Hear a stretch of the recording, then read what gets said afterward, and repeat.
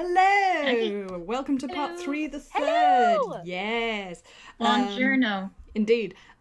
We've all introduced ourselves multiple times, so I think if you all introduce yourself as the player and then just state your character name, and we'll just get to it.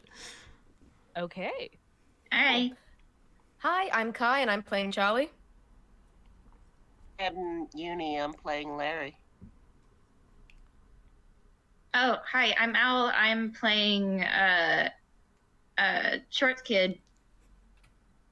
I am Snail, and I'm playing Snailian, original OC Do Not Steal. Which becomes more ironic every time I hear it, because Snailian is your original character. But anyway, we move on. Everyone is delightful. If you don't know the characters, sorry, there's been 2 games before this. You can catch up. It'll be good. So yes, at present, the crew have done quite a lot of snooping about on the train where a murder has occurred. And yeah, they did really well at gathering evidence in... Where did you go? You went to the bathroom and the bathing car and the library, and you did real good in there. And you have collected statements from Dora and Ludwig. So you have plenty more people to talk to, plenty more places to go. What do you want to do first? I want to go talk to Cooking Kit, if that was a thing we could still do. Absolutely. Everybody else want to do that? Or, you know, there's 4 of you, you can split the party like you did last time. I think... Is Cooking Kit in the number 1 car, or is Cooking Kit in the dining car? Cuisine Kit is currently in her lodgings in the first class carriage, yes. Yeah, so that's where we are right now, so I just want to take a little detour and be like, hey, Cooking Kit, what's up? Okay, so we've got Shorts Kid definitely going to see Cuisine Kit. Yeah. I would say that, in general, Snailian does like to, clear out entire cars before, they move on. But in specific this time, Snailian is sort of, slid up Charlie's back and is currently just hanging... Charlie's back. Sorry, Larry's back and is just hanging out around Larry because Larry is a smart... back. All right. So they're just hanging around the brain cell, and whatever Larry's doing, Snailian is along for the ride. Oh no. Is Larry the brain cell? That's distressing. Larry, Do we even have a brain cell? I don't think we do. comparatively, Larry is the brain cell. Okay. Half a Like- brain cell. On a scale of 1 to 10, he's a 6 in a group of 3s. Yeah, that's fair. Sorry, I don't mean to be mean. No, I think that's accurate. But we're all Charlie- very No. I self-diagnosed. It's absolutely accurate. Don't yet. I'm not going to argue here. Charlie is mostly, since discovering the whole, okay, yeah, no, they're just filming another movie, we're all being watched here, is very much going, this could potentially be dangerous, more dangerous than a murderer, less dangerous than a murderer, still dangerous. He wants to look after the kid because he doesn't want the kid to kind of get hurt or anything. So he's going to follow wherever Shorts Kid's going. Too late. All right, well, if they're gonna go talk to Cuisine Kit, I guess Larry will bite the bullet and go talk to Moves. Oh, sweet. Alrighty. Oh, that's going to go so well. Okay, so... It's gonna be something special. Okie dokie. I'm going to say, just because there's been so much eagerness to see Cuisine Kit, we'll do Shorts Kid and Charlie first, and then we'll hop over to DJ Moves. So you can be doing this at the same time, basically. Phenomenal.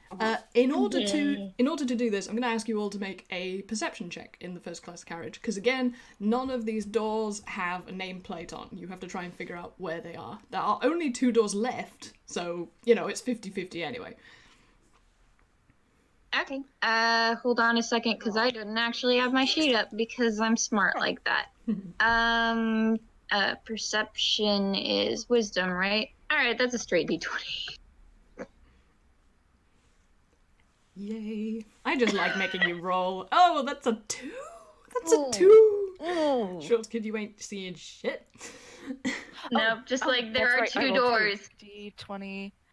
I'm so sorry. I just like There are spaced two out. doors. No, it's okay. And, We're all getting into it. Shorts Kid just walks into the wall. Yep. There are two doors. One of them only tells truth, and the other only tells lies. However, fortunately, you What have would people the with other you. door say if you ask? You have people with you who have apparently slightly more of a clue because we've got two 11s, which isn't great. However, Larry, you got a 16. So one of these two doors, you can't hear anything. So. You can't hear anything behind one of these doors at all.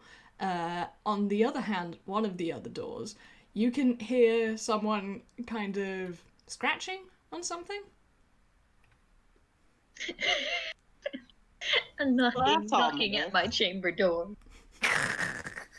It's like a sort of shh, shh, shh, shh. I Very not- think I should go in, and Shorts Kid then just alternates looking between the two doors and slowly getting close to each one of them in turn while looking slowly straight back at the group. Like, you know that gif of the professor who can't spell professor? Yes! And that's a mood. God, I can't spell to So, save my like, life. Shorts Kid approaches the right door and then looks straight at Larry as if seeking approval. He slowly nods his head up and down, just like in the GIF. Shorts Kid opens that door. Okay, Shorts Kid, you have opened the door with the scritching sound. And this is correct, because guess what cats like to do? They like to scratch posts. So, yeah, you find Cuisine Kit doing some sort of stress relief, because apparently she's taking this in a sort of, like, I'm not prepared for this kind of thing. And this grey and white tabby cat turns around and looks a bit surprised because she was kind of zoning out there. And she's, oh, hi, sweetie. Oh, is it? Do you need help? Is it my turn? And you can just about see her tucking what could be the corner of a script back underneath the pillow. So you get the immediate impression that even though Cuisine Kit has been on television a lot, she isn't an actress. So even if you hadn't already figured this out from Dora, which I was surprised that it was Dora that you got this from, you would probably have figured this out from Cuisine Kit. So from this, Larry, you deduce that the door with complete silence, interestingly, Nobody can lie to the world's cutest detective. It's true, you are the trained The sheriff. trained sheriff owns all. But Larry, from this, Open up the door, and also he's dead. Oh no! No. So yeah, Larry, are you going to open DJ Moves' door? Okay. I find it weird that DJ Moves' door is the one that's utterly quiet. Mm-hmm. It's fun, huh? Yeah, that is peculiar. All right, let's check that business I'm out. just like, I'm expecting disco music and I'm not getting it. So, Larry, you open the door, and you are met with the sashaying, funky, fabulous back of DJ Moves, who is dancing up a storm, having his own silent disco. So he's got a massive pair of very good quality headphones on, and you recognize this immediately because you're a musician. You're like, oh, that's good gear. And he turns around and looks equally surprised as Cuisine Kit did, because he didn't hear you come in.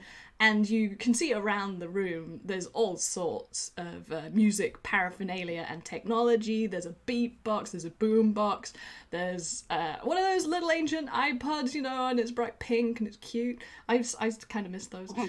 And yeah, so he takes off his headphones and he's like, oh, hello, darlings. How fabulous to see you. Come in. So at this point, we are going to split. So we'll do Cuisine Kit first. So Charlie and Shorts Kid. It's you.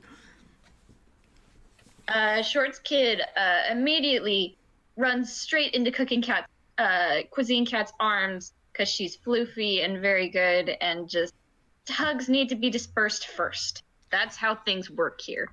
She's very Charlie's happy to immediately oblige. heartbroken. Charlie's immediately heartbroken. It's just like, what? Am I not good enough for you anymore? Obviously joking, but heartbroken nonetheless. Cuisine Kit sees this. Cuisine Kit sees this over Shorts Kid's head and is like, "Oh, darling, you don't think you're getting away that easy? Come here, you!" And reaches out with a fluffy paw. And she's shorter than you, Charlie, but she's also a cat and has a tail, so she reaches out with that. And you are pulled into a very satisfyingly snuggly, warm, fuzzy hug. Group hug! Group hugs. Yeah, it's like good shit. And just after a minute or two, yes, a minute or two, you heard me. Shorts Kid pulls away and it's just like, "Hi, we gotta ask you questions about murder." Can I just, like, when Charlie is pulling away from the hug, is it okay for me to make a sleight of hand roll and see if he manages to pick that script out of Cuisine Kit's pocket? Sure, it's underneath the pillow on the bed. Roll for it. Yeah. Oh, That's a 20. Unnatural, but 20. good Oh grief, my plus God. 9! 20. For those listening, they rolled an 11, but they have a plus 9! That's crazy! So yeah, I am a con artist and a petty thief! that means if you Charlie had a does one thing. if you get a nat 20, you'd get 29. What the hell? Okay, so yeah, you totally get that script. You get it. That's it. But I would Just to note, like in my other game, we've got a lawyer who frequently gets plus 30 on his rolls. So yeah, lawyers. Wow. it drives OP. the TM insane. Oh yeah, like the other thing I'm really good Yeah. at is I have a plus 10 in deception, so like, yeah. Whoa, Charlie. Anyway, let's get over being impressed by Charlie. So yeah, Cuisine Kit allows you to sort of step back and is like, "Oh, yes, you're right, darlings. I suppose that was not what one would expect from a suspect, which is what I am. But I will do everything I can to assist you. Please ask." Oh, you're not a suspect. I'm not. I thought No. I was meant to be. I'm pretty sure. No, I'm meant you're to be. not a suspect at all because I know you wouldn't kill anyone because you're like the only adult that I've known that hasn't tried to kill me. So that immediately gives you a buy. If you were like the engineer or DJ like Moves or Mr. Grabby, then maybe I'd be suspicious. But like, nah, you just make me food and have good hugs and are very trustworthy, and I love you. Cuisine Kit literally doesn't know how to respond to this. She kind of melts slightly, but she's also aware that she's supposed to stick to what she's been told to do. And she's like, "Well, sweetie, that's really nice. I mean, that's really nice." And she's like hugging her tail. She's like, but, I think we ought to play things by the book, just to be fair, isn't that right? What was your name? What was your name, sweetie? I'm so sorry. I didn't get it the first time I met you. Are you Ken? talking to me or Shorts Kid? Talking to Charlie. Charlie, while Shorts Kid has been being absolutely adorable, Charlie's gone like, "Oh yeah, I'm just gonna lean back against the door frame here and flick through the script," not being obvious because Shorts Kid is like hogging the attention there. Well, not hogging, but I mean like is obviously in the spotlight because you're adorable little child. But yeah, Charlie's just like, "Oh yes, no, the name's Charlie, and I reckon might be a subject. You've got some pretty condemning evidence here." Yeah. Are you just like flaunting the fact that you have the script in front of Cuisine Kit? Absolutely. Okay, well, for a start, did you start flicking through it before you did that? Yeah, I was flicking through it while Shorts Kid, like, as soon as I kind of picked it up, Charlie was like, "Oh yeah, cool, this looks interesting. I'm gonna flick through it while Shorts Kid's talking." Great. So I'm gonna have to ask you to make a dex roll. Jeez. Or a dex saving throw, actually, is a saving throw. Except it. Mhm. Okay. That's Oh. 22. Okay, my so God. as soon as you open this thing, it bursts into flames. But fortunately, you drop God it. damn. You drop it quickly enough so you don't take any damage, but the whole thing goes up in a fireball. And Cuisine Kit looks shocked and is also kind of like, oh no, I've busted everything, because you aren't supposed to know it's a movie, and she doesn't know that you already know it's a movie. However, you are not able to read the script because you didn't check for traps, my friend. God damn. Okay, Charlie has, in his escape, leapt up and is now clinging to the ceiling with his claws. Oh, Cuisine he's Kit, up there again. Cuisine Kit looks up here and is like, well, I should have told you those were my secret super spicy food recipes. Yeah! And she's like pointing at Shorts Kid like, yeah, that was really good improv, wasn't it? Yes, recipes, but not recipes for like books or stories, recipes for food, because this is very clearly a real murder. And then Shorts Kid looks over directly at Cooking Cat and winks. And it's not as if I would have any knowledge otherwise because of an undisclosed actress from a really old movie I haven't seen. You see, like, literally two gears appear above Cuisine Kit's head and go click, click, clink, and she's like, oh, and looks relieved, but also kind of like, oh, and also then there's a sort of secondary reaction of, uh-oh. And do either of you want to make an insight check? Absolutely. I'll give it a shot, but again, wisdom 0, no thought, head empty. Well, remember you've got those pluses. Can I for ask a things. quick question? Oh, yes, go on. I had the hat. What did that give a bonus to again? Was it perception? Oh, heck yeah, I get a +2 to perception because of my badge. I don't think or it was a plus- perception for the badge. Hang on. That was on the sheet that I've thrown away. It's +2 to insight for the badge. Yeah, the badge gives you insight, the Deerstalker gives you perception. That's a +2. Oh, bitchin'. Yeah. Ooh, nat 20 for... Alright then. That's a and I nat- got a... nat... Whoa. I got a And crit fail. that one. Charlie, this actually kind of makes sense, because Charlie, you're not familiar with the engineer or his working methods. However, Shorts Kid, you are. I'm also still on the ceiling. And so is Cuisine Kit. So, like, yeah, the uh-oh was Cuisine Kit realizing that the engineer isn't going to be pleased that you have compromised his artistic vision, albeit the fact that it's, like, ethically questionable as a method. Yeah. On that note, I think we're going to skip back over to DJ Moves, because we've had a good sort of introductory scene there. So yeah, we've got Larry and Snailian. You have walked in on DJ Moves having a grand old time listening to some choice funky beats. I raise my nubbin. DJ points at you, but like does so with a spin first, and it's like the finger guns thing is like, yes, darling. Can I listen to your music? I just want to hear what it is. Oh, but Because, you know, alien music is good. what you mean what I'm listening to right now? Oh, sure, darling. And he takes the headphones off and puts them on you, which is great because they're about the same size as you.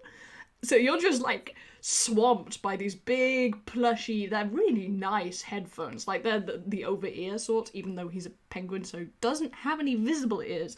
They're top of the line stuff. And yeah, you hear what is unquestionably his own voice singing. So it's his latest tracks for a movie that hasn't been aired yet. But you know, it's disco. He's loud. There's a lot of bass.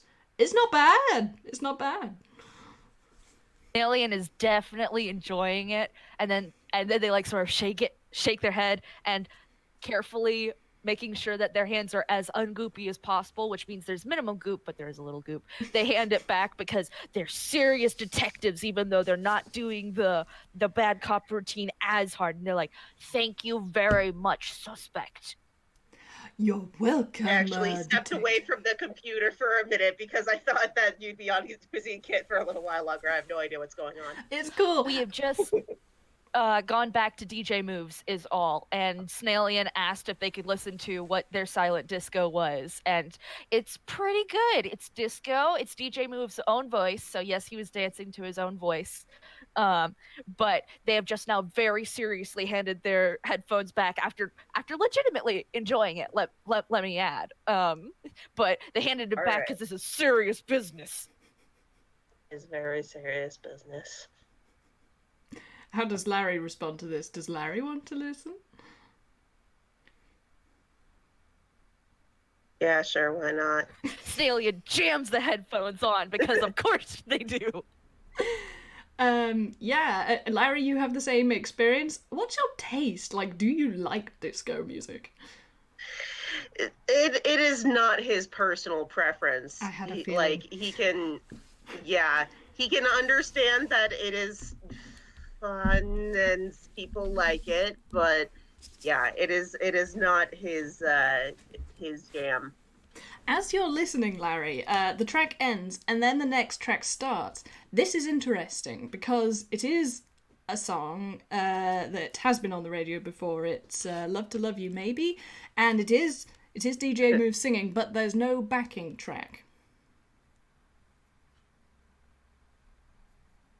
So Is this an early take?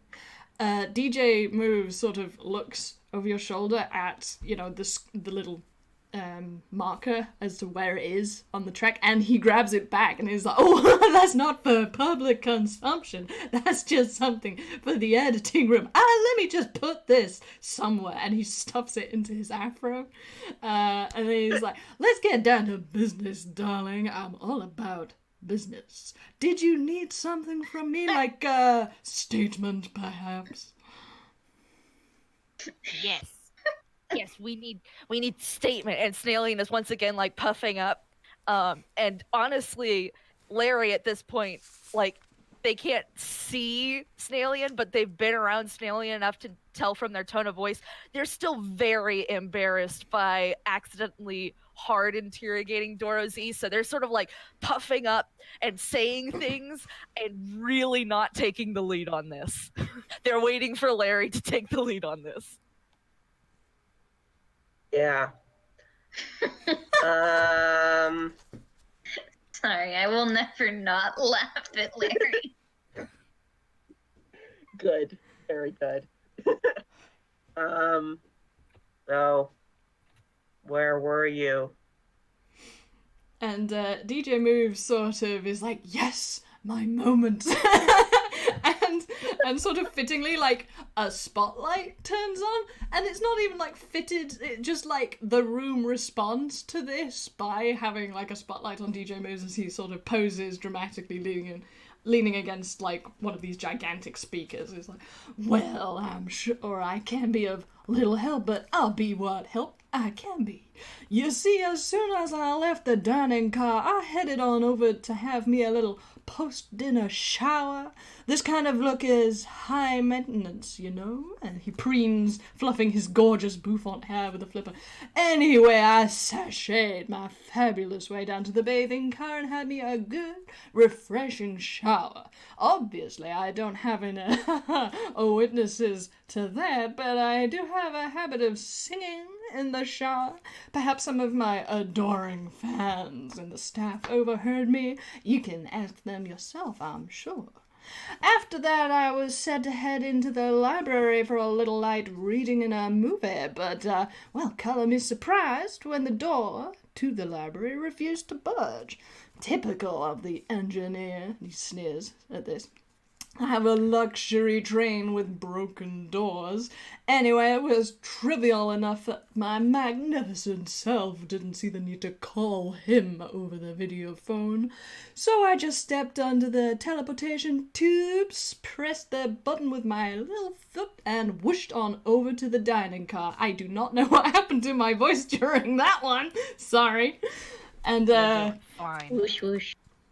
yeah, he then describes going to the dining car and finding Cuisine Kit trying to unblock the door that you will recall, Dora had accidentally broken a large cupboard and it had fallen across. So I helped her out with that just as easy as pie, but then we were both somewhat curious to see what was black from the library side. So we paddled on through the ballroom and, well, we got to the library. And he looks sort of dramatically grim and sort of, the horror. Oh, but it was just awful, darling, seeing that poor man's outline void of any colour. It sent a shiver down my spine. And that eye of his, formerly so full of life, reduced to a mere line, closed forever, like a minus sign on the page, the equation of life itself. And that's the end of his statement. What you're saying is you found the body? We did. I headed right on over to the intercom to try and tell the engineer what had happened, but it was busted too, just like the door. So I stayed with the body, and Cuisine Kit went back into the ballroom and then called him from there. Is Buddy the victim, or is Buddy one of your penguins? Sorry. The body. The body. Sorry, my American accent is not good. Snailian is like knocks on their helmet twice and is like, dark thing sometimes blocks out the strangest stuff. Sorry. It's okay, I'm just really bad at this voice. I'm so sorry, No, everybody. no, that's great, actually. That's something that Snailian would misinterpret, because how do they know they don't have a favorite penguin named Buddy? That's true. That's true. Okay, so how long were you trying to help Cuisine Kit open the door? Was it fast or was it slow? Oh, it took no time at all, darling. And he flexes slightly. And, he's still short. He's not gigantic, but he's bigger than all of the penguins you've seen, and he's pretty beefy. Amazing. Was there anyone else in the bathing car that you noticed? Well, I was in the shower unit the entire time, darling. I wasn't exactly looking around, but I really do think that I was alone. Fair enough. Do you have any more questions for me, sweetie? I have to say I'm curious about you myself. What do you have under that mask? I bet you're devastatingly handsome. Yeah, I wonder. Anyway, if that's all you have to say, we should go, I guess. We might. and Celia once again puffs up, and at this point, honestly, the fact that they keep on just puffing up and then saying practically nothing, DJ Moves might roll insight if they want to and see if they can tell that they're sort of posturing. It's like, we might be back with more questions later. With a 13, I'm not sure he entirely gets it, but because he was absolutely flirting with Larry as a prospective actor, you have to understand, he's always looking for a new star. He sort of thinks that Snailian was jealous and, looks down at Snailian and is like, well, we might be able to come to an arrangement. Yes, you're a cute little thing. Have you ever thought of being a sidekick, like a cute comedy type character in one of my wonderful movies? I was only here for a couple days, so I don't. And Stallion sort of retreats a little bit back on Larry's head and just thinks I mean, but and they start mumbling to themselves because they don't know. They haven't thought about staying here. They only just got on the train. DJ Moves, what he takes from this is, aghast that you haven't seen his fantabulous movies, darling. And he's sort of fascinated as well. He's like, well, if you ever consider the possibility, and he hands you both a very shiny business card that is covered in glitter. There is so much glitter, there's more glitter than card. And he hands you these, and you are immediately covered in glitter. It says, well, if you consider it, I do have to warn you, I have an exclusivity deal. you cannot possibly consider being in one of the Engineers movies after this. I mean, who'd want to be? Snailian's face and After eyes this, that's light up because it's glitter. Snailly just God. tries to eat it on the spot. They preserve the card, but they definitely jam the card in the mouth and like slick off like at least half of the glitter in one gooey lickening. It's depending on your point of view, it's either really cute or really gross. I'm gonna say both. I'm gonna say both for sure. Larry, how do you respond to this? Harry stares at the card because the purpose of a business card is so that you can, write down like a phone number or a note to someone so that you can communicate. Seems that this guy has missed the point. Oh, But okay. There's a phone number on the back. After you wipe off some of the glitter, you can see it. Does it have like wink wink call me written on it? It does, and it's holographic, so as you tilt the card, it winks at you. Oh my god. Larry tucks it away and says, well, one way or another, we will be in touch. Glad to hear it, darling, glad to hear it. And you get a very hearty flipper shake rather than a handshake. And on that note, we are going to zip back to Cuisine Kit, who has yet to give her statement. Shall I open with her giving her statement? Yeah. Okay. I reckon so.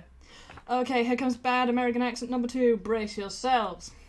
Well, It's after okay. I subject you to bad English accent all the time. Oh, it's fine. After Dick Van Dyke, we can tolerate anything. Also, we deserve it. So, yeah, it's all fair. Right, okay. Cuisine Kit perches on the bed with her cute little paws dangling, and the whole time she's talking, she's kind of twitching her tail, and you know that thing when people look up and to the left? She looks like she's trying to remember her lines, basically. Oh, Yeah, she ain't good at this. Well, after you folks all finished your dinner, and I hope you did enjoy it, everyone drifted off to other parts of the train. I set about preparing the sauces and marinades for tomorrow's meals. You see, it's a tricky business. You gotta keep your eye on those things so they don't burn and stick to the skillet. Anyway, I was working on that when Miss Dora Z came back in from the ballroom side. Said she was looking to help me out in the kitchen, the sweet little thing. Well, I was plain touched, and as I dismissed the staff, those poor little penguins were clean tuckered out after carrying all those heavy plates about. Well, I said I'd be glad to have the help. And I was, except, but my, that girl is a clumsy one. I asked her to get something from the fridge, turned my back for 1 second, and slam bang! That great big cupboard fell clean right over, right across the door. Cuisine Kit tuts at the memory, shaking her head. Really, it's a mercy really, it's a mercy that she didn't get hurt. But she was that distraught about it, she turned red as a tomato and hurried out the other door. Poor darling, I've never seen a lady more embarrassed in my life. And such a classy one, too, save for that drinking habit she's got. She looks at you, expecting you to understand.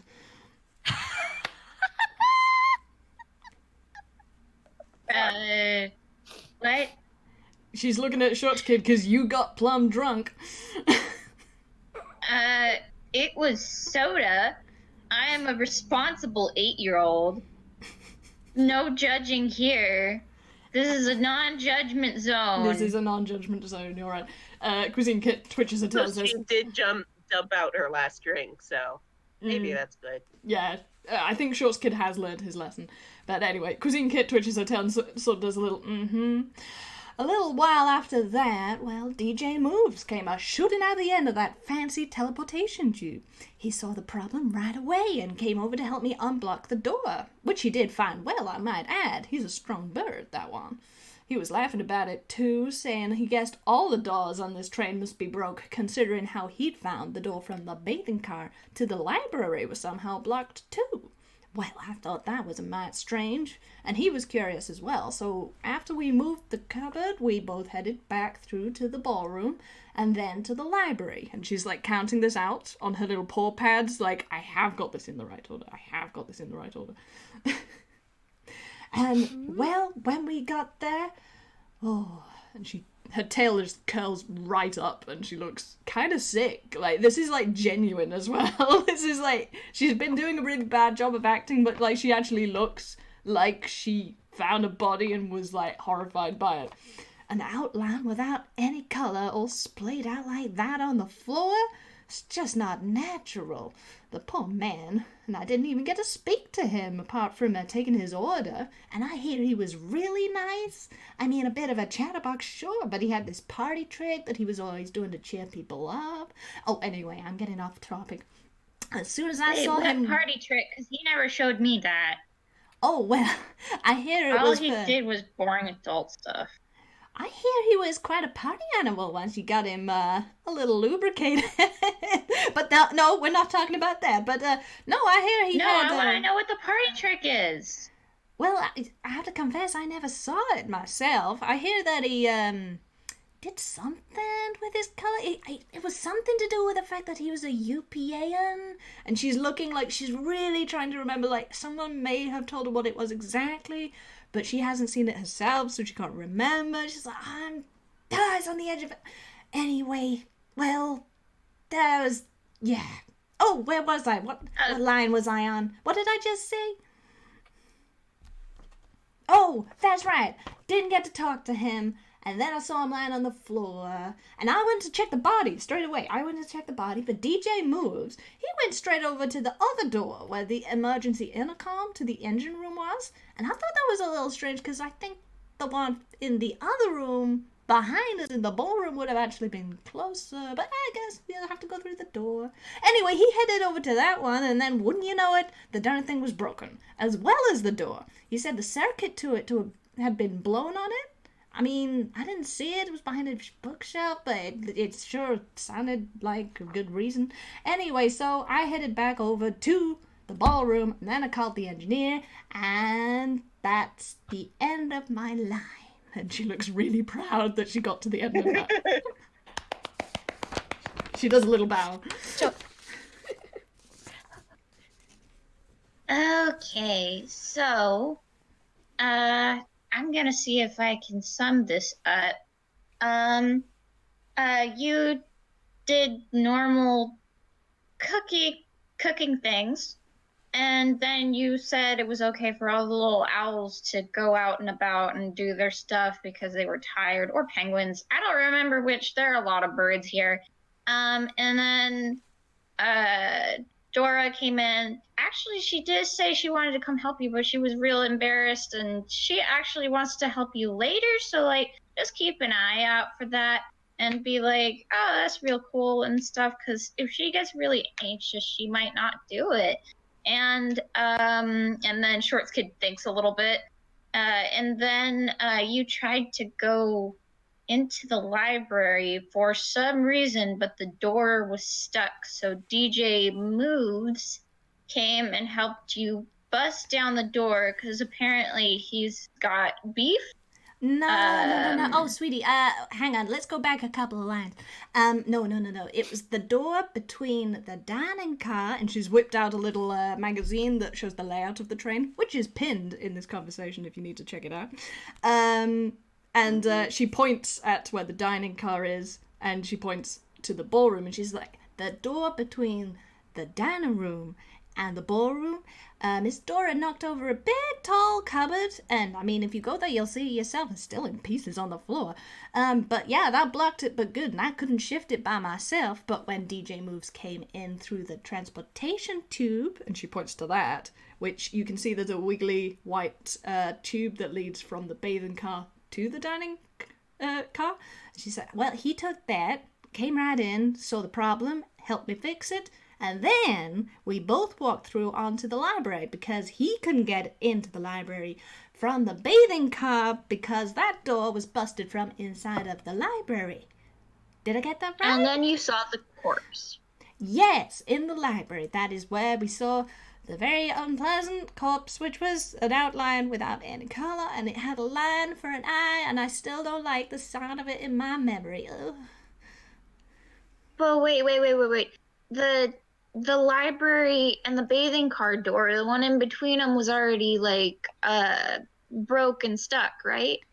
Well, according to DJ Moves, yes. I never saw him myself, but he was pretty adamant that he couldn't have gotten out from the bathing car via that door. That's why he took the tube.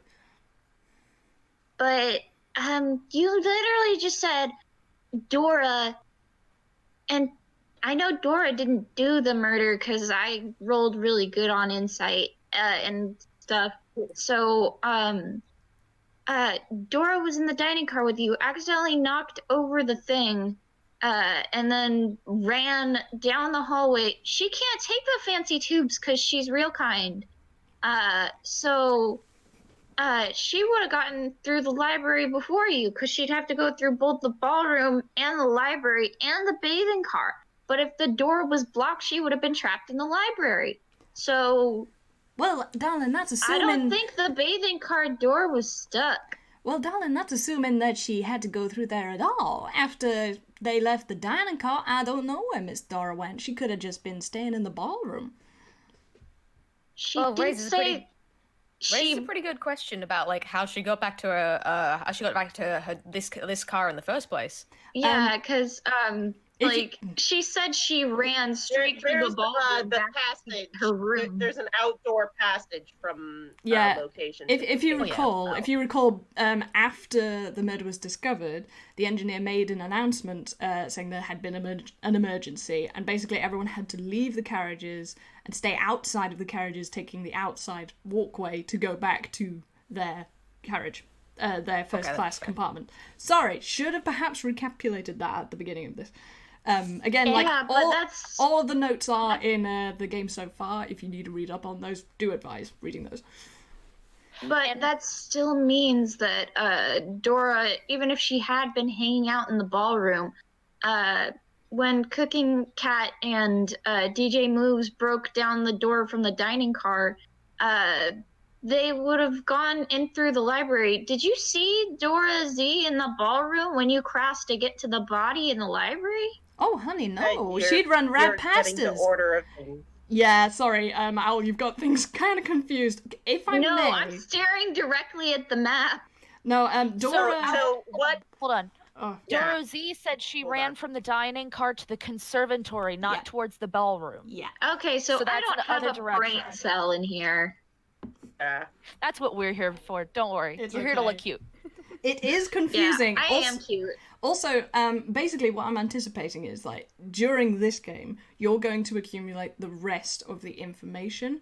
I am then going to, like, I don't know how long it's going to be until the next game session. It may be the same 2 weeks, it may be sooner. But you will have that amount of time to solve the mystery together, like, in player discussion, if you like. And Okay. if you need help, you can contact me. Remember, you have 3 emergency lines to the engineer, who is me, so I can give you hints. Oh, that's really clever, Maud. You're the best. Yay! Yep. Okay, so having wrangled that, just to move things on a little bit, I'm gonna say, because Shorts Kid is doing a lot of wondering and hemming and hawing, which is very in character for an 8-year-old detective. Yeah. Charlie, you are looking at Cuisine Kit and her behaviour. I'm gonna ask you to make an insight roll. I would assume. It is Cuisine Kit who's in with Shorts Kid, isn't it? Did I get that wrong? Is Kai away?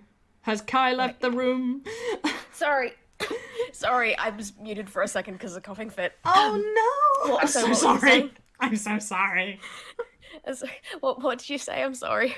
It was alright. I was worried that you weren't getting enough lines, so now I feel bad. No, it was just because Sorry, I've been specifically being quiet because, like, I'm muting my mic rather than Discord so it doesn't go bloop at you guys. Oh, you're so kind. You're so kind. No, I was just saying that while Shorts Kid is theorising and trying to get the facts straight, Charlie might well be watching Cuisine Kit for, like, behavioural traits and stuff, so I was going to encourage you to maybe make an insight check. Yeah, make another go at an insight check. Oh, Anyway. that's That's a a good one. 22 this time, 22 as is opposed to my excellent. previous one. Very good. While this is happening, and Cuisine Kit is trying her best to keep the facts straight in her brain as well as explain it to Shorts Kid, she's having a bit of trouble with that. You can't help but notice that she actually has a genuine kind of puzzled frown. Like, there is something that she has noticed that isn't, as it were, in the script that she doesn't feel right about. Like, there's something funny that she isn't sure whether she should talk about because it's not relevant. Alright, Charlie's just kind of like watching this for a little bit and watching her explain things and going like, And then eventually when they kind of seem to have reached an impasse, we'll just go like, so who do you reckon you did? So like, who do you reckon did it? Cuisine. Not saying you're off the list, of course, but like, obviously want to get your opinions. Cuisine Kit looks like she was trying so hard to concentrate that this came completely out of left field. And she's kind of like, her whole body does the flits thing with the fur standing up because like her brain is like, what's fight or flight? What is harder?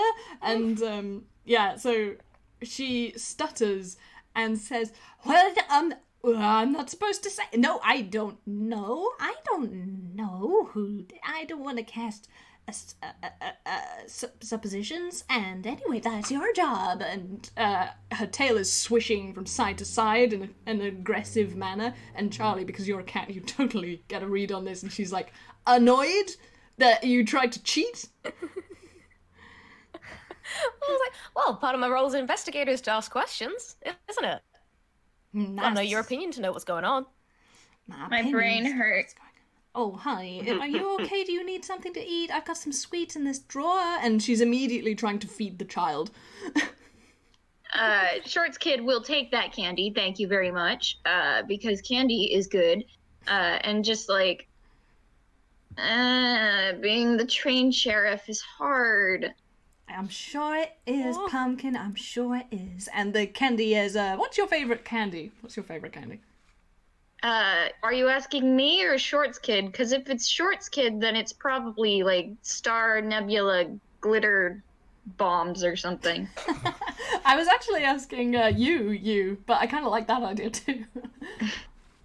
Basically, when you bite into them, it's like biting into like a pop rock and like a gusher at the same time. So whatever that texture is. Oh, that sounds and awful. And they great. release like glitter in your mouth. So if you open your mouth and stick out your tongue is blue and it has glitter on it. Hell yeah, that's exactly what she Sounds like gives a you. nightmare, and also children would love that. Yeah, that sounds like a Oh, child's how dream. dare you invent these sweets that don't exist? I want them! Yeah, call I don't Willy think Wonka. it could exist just due to the nature of how corn syrup works. But this is a game, so I can do what I want. Willy Wonka wants your phone number, wants your location. So, yeah, you've done this, but there's still this air that there's something that's, like, on the verge of her brain that she knows it doesn't matter, so she's not gonna say it, but, like, yeah, you still have that vibe. Because you got a 22, I'm not gonna let you pass up on that, Charlie. It's a 22! Yeah. Yeah, like, it's like, Charlie's just kind of coming on leaning closer to do this sort of thing where, like, he's not quite being annoying, but he's almost being annoying and just, like, leaning into your personal space and goes like, come on, won't hurt, come on, just a guess. I could not possibly. And she takes a moment, and then her head tilts to the side, because you're Charlie, and you're ever so charming, also you're a cat, like she is. I'm also gonna roll persuasion and just see how that goes. That's what I like to hear. That's also a 22. That's another 22. Okay, yeah, you totally get her with this. And she says, well, there was one thing that struck me as very odd. One thing that struck me as odd. When that Miss Dora came in here, she had that little basket slung over her arm, as usual. You know, that she keeps that dog in. And she gives you, Charlie, a very potent look, because, you know, it's... Yeah, Charlie matches it. Matches it. And she nods, and is like, and I was sure that little terror of a terrier of hers was gonna bark at me like ever, but not a sound. And I'm sure something must have been in there from the weight and the shape of it, but hey, maybe that little critter finally got used to the scent of me and just left me well alone for once. About time, too. And after having said that, she feels better, and like that feeling that she had a secret to share has gone. So that was what was bugging her. Ah. Yeah, Charlie's just kind of like nodding along, going like, surprised that thing had ever shut up for anything. Never mind, just one of us. But good thing to keep in mind. Thanks. Okay, and she left. And I will basically say that you have pretty much gleaned everything you can from Cuisine Kit. So you may leave the room, and similarly, DJ Moves doesn't appear to have very much else to talk about, unless you've thought of something to ask him, Larry. And company. Snailian, yes. No, Larry is good with moves, but he does want to make another quick pop over to the staff car. Mm-hmm. Ooh. Interesting. Snailian, like, totally eyes get wider as they actually don't yet check in with the party, but first go to the dining car, and they're like almost shivering with anticipation of like, what's Larry gonna do? Can I help? We're going to the dining car or the staff car? I think it was staff, right? It was the staff staff. Did car. I say dining? My apologies. It's okay. Larry goes over to one of the penguins, says, "Hey, so you were listening to Move singing in the shower, right?" We were. And one of them answers you directly because that's the one you asked, but like 5 of them pop out from like nowhere behind crates and stuff. They seem to act as a unit wherever they are. Mm-hmm. So cute. What song was he singing? Oh gosh, which one was it, Gillis? Oh, you have to ask. What kind of a fan are you? And they like start noogieing the first one because they can remember. They were listening to him sing for 10 minutes and 13 seconds to DJ Move's best love hits, Love to Love You Maybe and Hey Dude. They also add that he was note perfect. Those, of course he was. He is such a performer. Oh, he is. All he right, is. He thanks. is. And Larry heads back to meet with the others. Cool. So yeah, I'm gonna say that you all meet up back in the first class corridor or the second class. Yeah, second class is where your base is. Shorts Kid bullets forward, doing a dramatic swan dive and just thunk right into Larry's chest, arms around his neck. Hi! Snailian claps. Okay.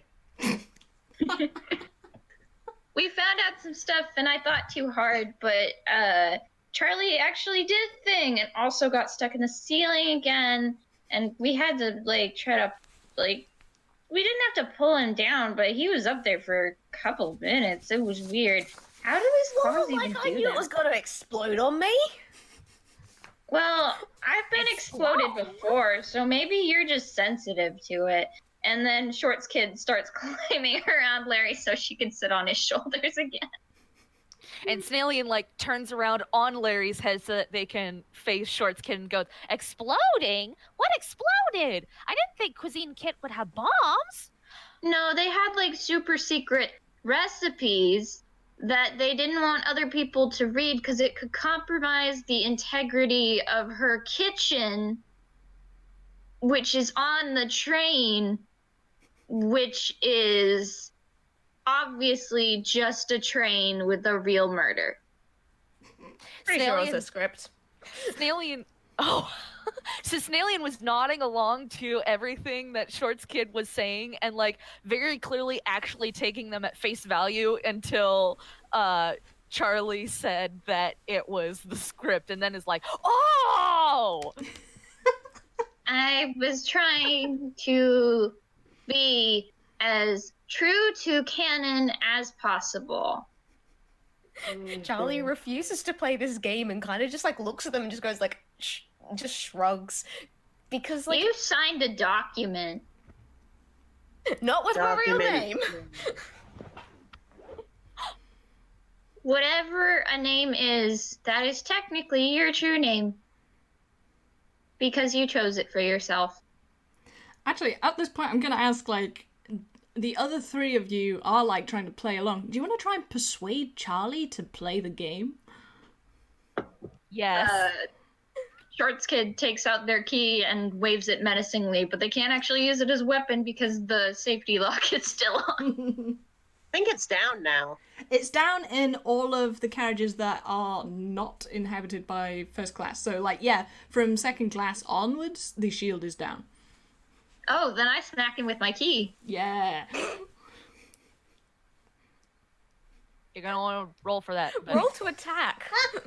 Okay, hold on a sec, because I actually have, okay, yeah, that's +2, so... I would like the listeners to remember I said persuade. This is entirely on Shorts Kid. There we go, nat 20. Woo, not 20. Oh my Double God. damage. Critical hit. That's a critical hit on Double Charlie. damage. Okay, so... Hope you roll low, Owl. That's 8.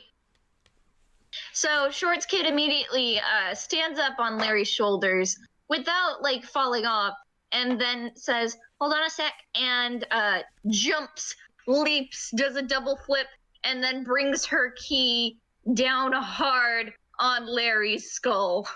Ow. Wait, no, it's Charlie that you're trying to get to play Sorry, along, not Charlie's Larry. skull. I can say names. You just beat up a cat. Gunk. Snailian is like horrified by the by. This is not what they were planning. Charlie is immediately just like, ow! Definitely flinching and covering his head because that hit way harder than he was expecting. And now he's gonna jump up and try and steal that key from you because, like, no, children should not be having weapons. Certainly not weapons that they used to hit him. Larry. All right. Hold on. Okay. So this is happening. Larry is going to grab Charlie. Oh no. This is great. Grapple roll, do it. 1 second, I'm making a dex roll. Yeah. Is that he makes a dex roll or I make a dex roll or what? Well, I just did a dex saving throw, so like Yeah, I'm gonna you gotta say. roll higher than a 20. Yeah, it's a versus roll, but 20 is gonna be hard to beat, Larry. I was gonna say like that 20 is actually trying to go after the key, if any more than anything else. But I'm gonna say it counts. I'm gonna say it counts as a dodge as well. fair enough. Beautiful. Dirty 21. Okay, Larry, my do you want God. to say how this happens? Because I think you deserve it with that roll. Okay, so Sorry. Shorts Kid jumps up and bonks Charlie on the head. Charlie leaps at Shorts Kid, and Larry grabs him out of the air and slams him against the wall of the train. Ow! He leans up close and says, "Get it together, man. We've come this far. We can't let this all fall apart right now, okay?" He's the one that started it. Maybe actually try to have some fun for once in your life. And she brandishes her key at him. Because look, sometimes you don't want to do with it. Sometimes all you want to do is dive into your pillow pile at the end of the day and go to sleep for a month. But no, you can't do that because people have your space bars and they're trying to break like time and space. So you got to go down there and then they try to kill you a bunch. And then you're like, I don't want to be killed. But like, they're like, no, you got to die anyway. And then you're like, how about we be friends? And it takes like a month, but then you make some friends and then you have more fun. And like, it's better for you than just being all like, oh, I'm not going to play the game because it's boring. Why don't you just have fun? Lean into it. And she smacks the butt of her key on the ground. So This is not Snailian, having the time of my life right now. This game is rigged. Rigged games are broken, and if a game's broken, you may as well try and break the rules in your favor, right? Snailian is now looking at Charlie, and they have like the biggest puppy dog eyes, and I'm gonna roll persuasion just with Yes. my silent look, and that's a 21. dirty 21.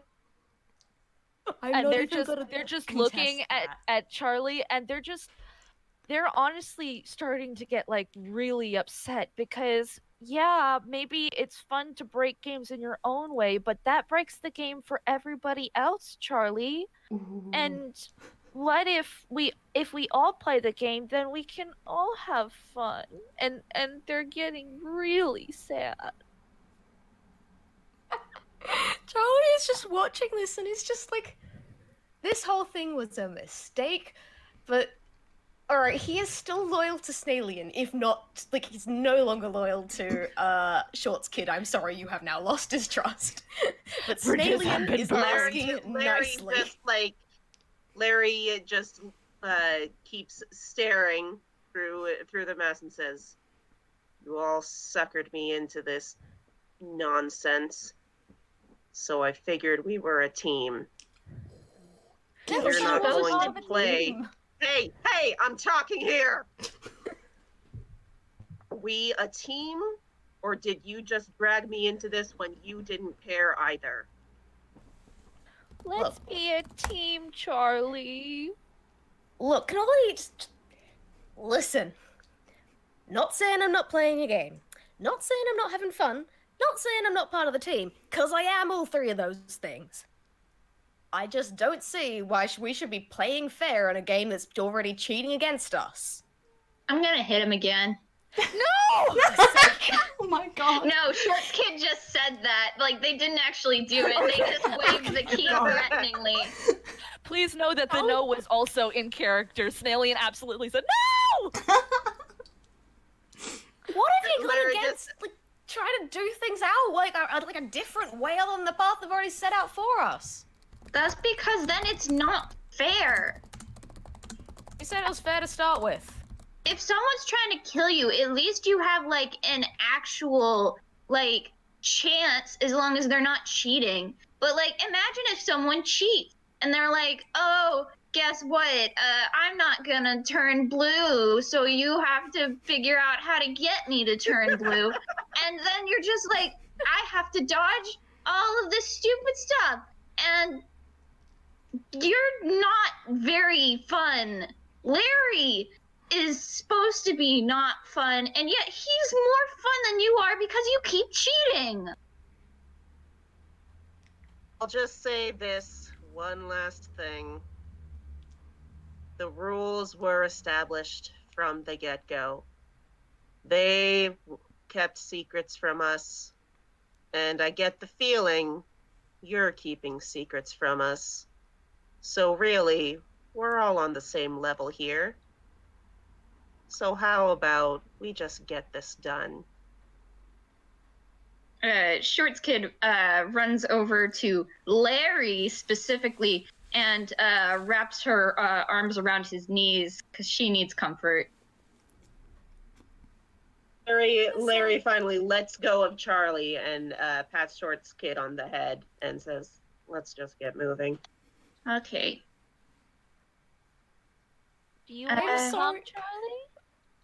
I am so sorry, you guys, but you have basically just said and done all the exact things to completely piss Charlie off. And, like, before he still would have been kind of happy to go along with things, and, like, he's got to, like, edge on the side of the rules, but, like, still kind of, like, still join in, still kind of have fun with this whole murder mystery thing. Now you attacked him, you pinned him to a wall, you refused to listen to him saying, like, hey, this game is rigged, can we try and at least rig it in our favor? And he's just gonna stand there and scowl at you guys. I'm gonna say, Kai. I mean, what Larry... Yeah. Sorry, ahead. I'll let you go in a second. But Kai, just because of this beautiful staying in character and sticking to your guns, you get an inspiration point. Thank you. Like, you're doing really super good, by the way. None of us are actually mad. No, It's yeah, and this very was like, good, like- excellent drama. Shorts kid is giving Charlie a lot of shit, but that's because of personal hangups. They are very much in favor of following rules when it comes to games. So, like, if you're cheating at a game, they're gonna hit you until you play fair. Basically, Larry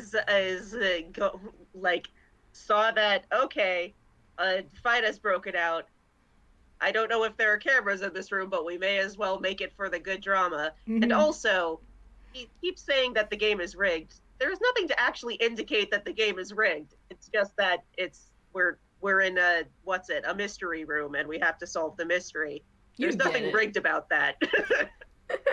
That's fair. What I love is because you've got Shorts Kid, who's as you just said, it's the reaction is okay, yeah, if other people aren't playing fair, you make them play fair. And Charlie's reaction to that seems if other people aren't playing fair, he's gonna play even more unfair so that he wins. And it's just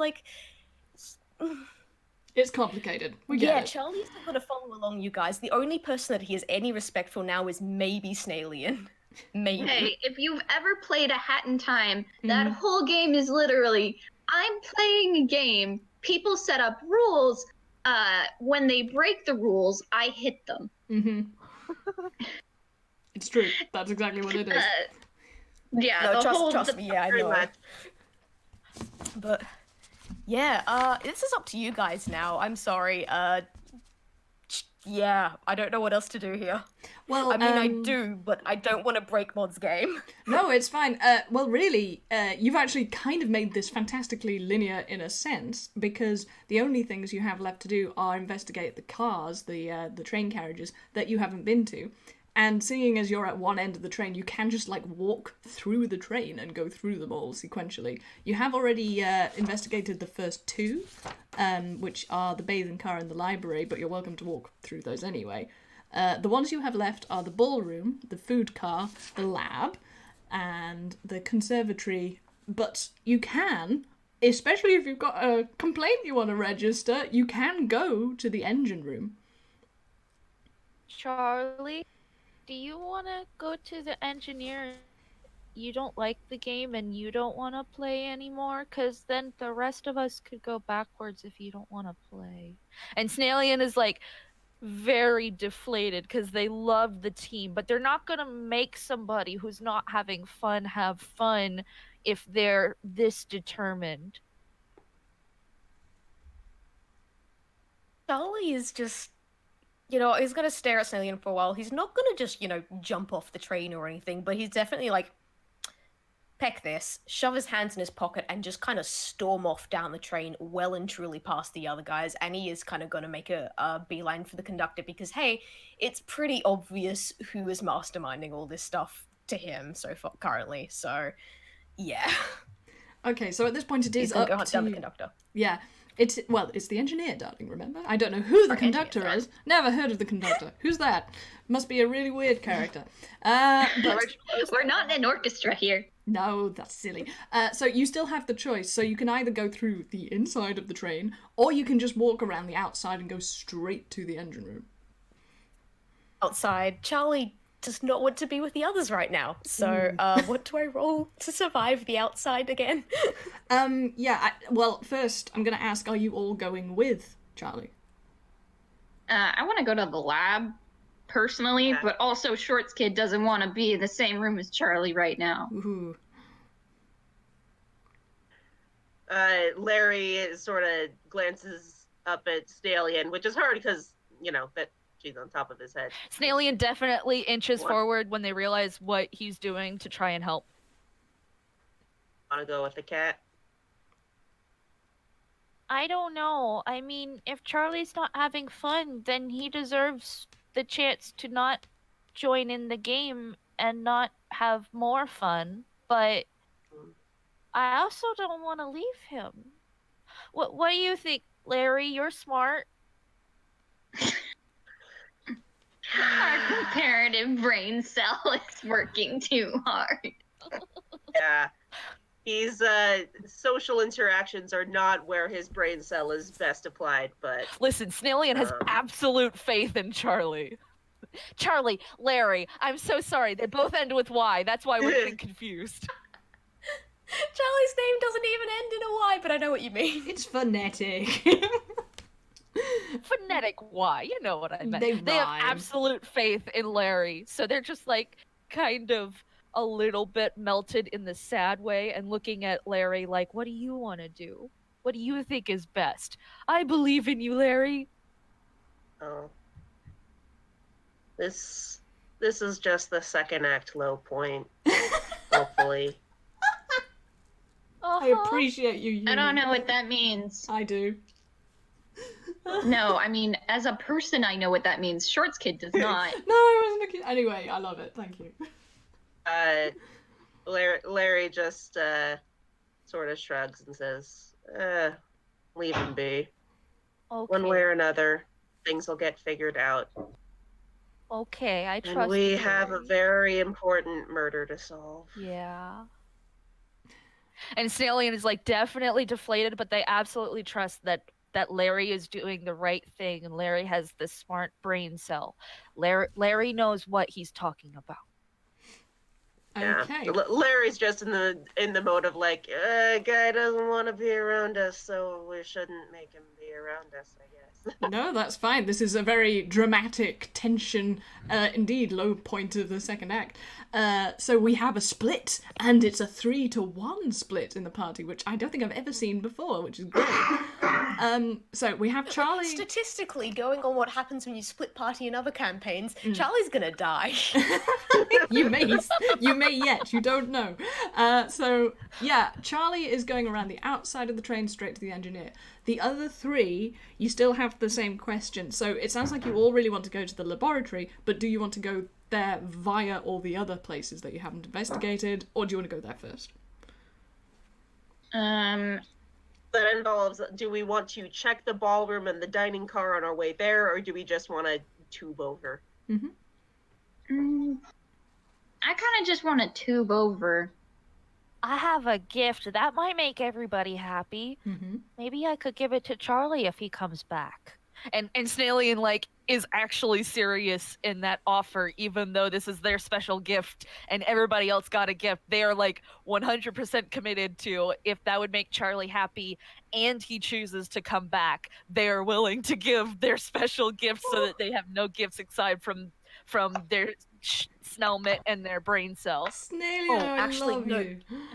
You know what? Actually, I've realized what one thing Charlie would have done before he stormed off was he would have ripped the hat off his head and just chucked it to the ground because he's not doing this anymore. So, yeah, the hat's there for someone that wants it. Moody! Wow, I love it.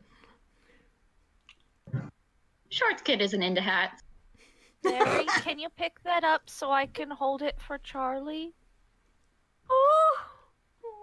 Harry picks it up and hands it to Snaillian. Snaillian does not put the hat on. Snaillian tucks it into their hammer space because it's Charlie's gift until Charlie has fully decided if they're going one way or the other. That's fair. After that, they can redistribute the hat, but until then, the hat is out of play. Yeah, that's fine, and extremely noble. I dig that a lot. Okay, so I will say this. If you're going via tube to the laboratory, there isn't a tube that will take you straight there. You can go to the bathing car, then take the tube that'll deposit you in the dining car. So whatever happens, you're going to end up there first. But let's go with Charlie first, because we've got this rather chill moment, and you've just had a conversation. So Charlie, you will have to make me a strength check again because of all the wind pushing against you on the outside of this train, and it's a long journey. Yeah, that's entirely fine. Let's just see how that goes and if I have to use another luck point. That's a 10. That's a 10. I'm gonna actually like. Now I'm just debating because I've still got 2 more luck points left, and I've also got that point of inspiration, and I'm just kind of going. Charlie is very pissed off right now and very determined. I'm gonna call in that luck point. I think In the morning. Go for it. All right, so let's please. 14 is 14, fine. is that at least enough to not die? It is, and it works great because you press against this wind, and it's extremely cinematic, and you're extremely moody, and you're struggling through it, so you're not like just breezing through it like if you got a nat 20. So it's sort of it fits the moment, and you have this sort of cathartic fight against the elements as you forge your way towards the engineer. However, it's going to take you a while to get there, so I'm going to say that's basically your turn, and we will return. That's fine. We will return to the other 3 who are going to. I mean, I'm assuming you guys are going from the bathing car to the dining car via the tube. Yeah. Nyum. We Okay, will come back through the train after we have gone to the lab. That's fair enough. But you've never used one of the transportation tubes before. So you walk into the bathing car and you see it immediately. You've walked past these several times. And it looks like a water slide, but up. And you see that there's a special platform beneath it. All of them have these special, slightly spongy platforms. So even though you're Toonkind, you know, an impact is an impact. And you can make it more comfortable for people. So it's kind of got this rubbery, spongy feel to it. And you stand on that and you see, just on the outside of it, there is a sort of foot-shaped panel. And you guess that you're supposed to stand on this thing and press that. Snailian slowly slides off of Larry, and they look like a little bit excited. Like they're still a little bit cowed by the fact that Charlie has struggled with this so much and they weren't having fun playing by the rules, which is okay, but they're like a little bit excited by this, and they're a little bit like, okay, we're gonna play the game as we play the game, and Charlie will make his own decision. So they're a little bit excited to the point that they'd actually like get off somebody and want to try it on their own. Okay. But they do ask Larry, can you press the button for me, because I'm very, and they like wave their arms, and they're like, you know, very small, so they can't like press the button and stay on the shoes place. Harry hits the button for Snailian. They like hold their hands up like they're gonna be on a roller coaster. It is exactly like that. And while you go thump, like it makes that wonderful thump noise. You know the one, like in banks they have those vacuum tubes where they put a little shuttle thing and it goes around. Yes. I love those. It's like so satisfying. It's like being one of those. And you go whee! And because you're so small, you kind of have a bit of a void to like wiggle around in this tube. But within 2 seconds, you go plunk, plunk, plunk into the dining car and you have a very comfortable landing. However, Larry, by doing this, actually both of you have this kind of moment of serendipity because you realise that not only can people use these tubes by themselves, you can send something or someone through the tube if you press that button and they are standing underneath it. Oh! Yeah, babes.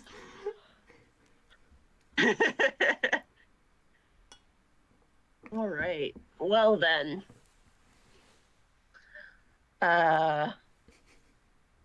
Larry looks to Shorts Kid. Would you like to go first? You already went through the tube. No, Larry's still standing there.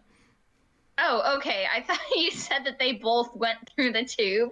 No, Larry activated it for Snailian. Okay.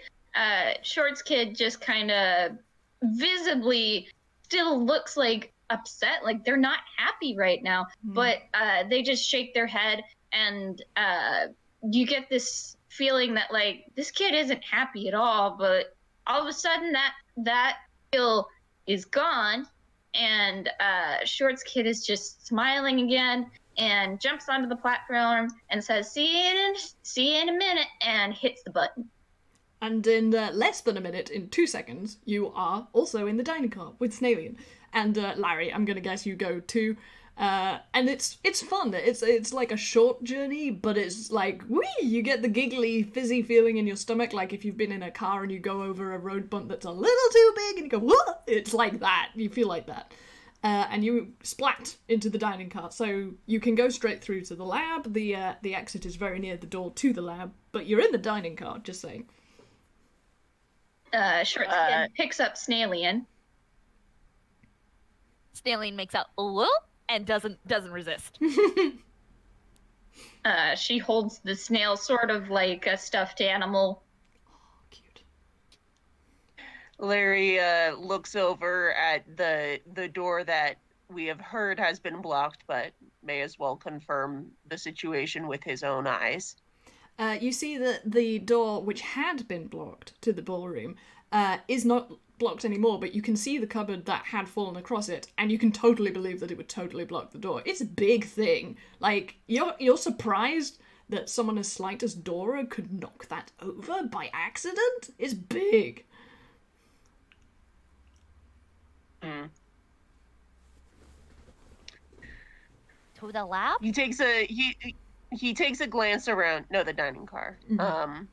He takes just like a glance around to see if anything else jumps out. Yeah, sure, you can do a perception roll. I mean, you're all standing in the room with eyes. You can all make a perception roll if you want. He 19? Larry, you are Yeah. on your Getting game. good rolls this time. Shorts Kid just wants to get to that lab, babe. It's a 5. These are Just all like, very... I'm ignoring my problems, and that means I'm going to the place. And Snailian gets an 11. So again, all very in-character responses. Shorts Kid, you don't care, you want to go to the lab. Snailian, you also want to go to the lab, but you're also, like, emotionally distracted. You all are by what just happened. Larry, you're just, like, very business. And you look, and you actually genuinely look like you're interested in the food car. And with a 19... You definitely see that cupboard was heavy enough and big enough to block a door. You also see that there's a sort of lever thing. You think you see something that's like slotted into the bottom of it. You'd have to investigate to know what that is. But it's on the other side of this car, so you can't do that from here. But you can also see that Cuisine Kit's statement holds up in that there are skillets that look like they have rather complicated sauces in them. Like there's a pan on the stove with a spoon still in it, and it smells really good. It smells really good.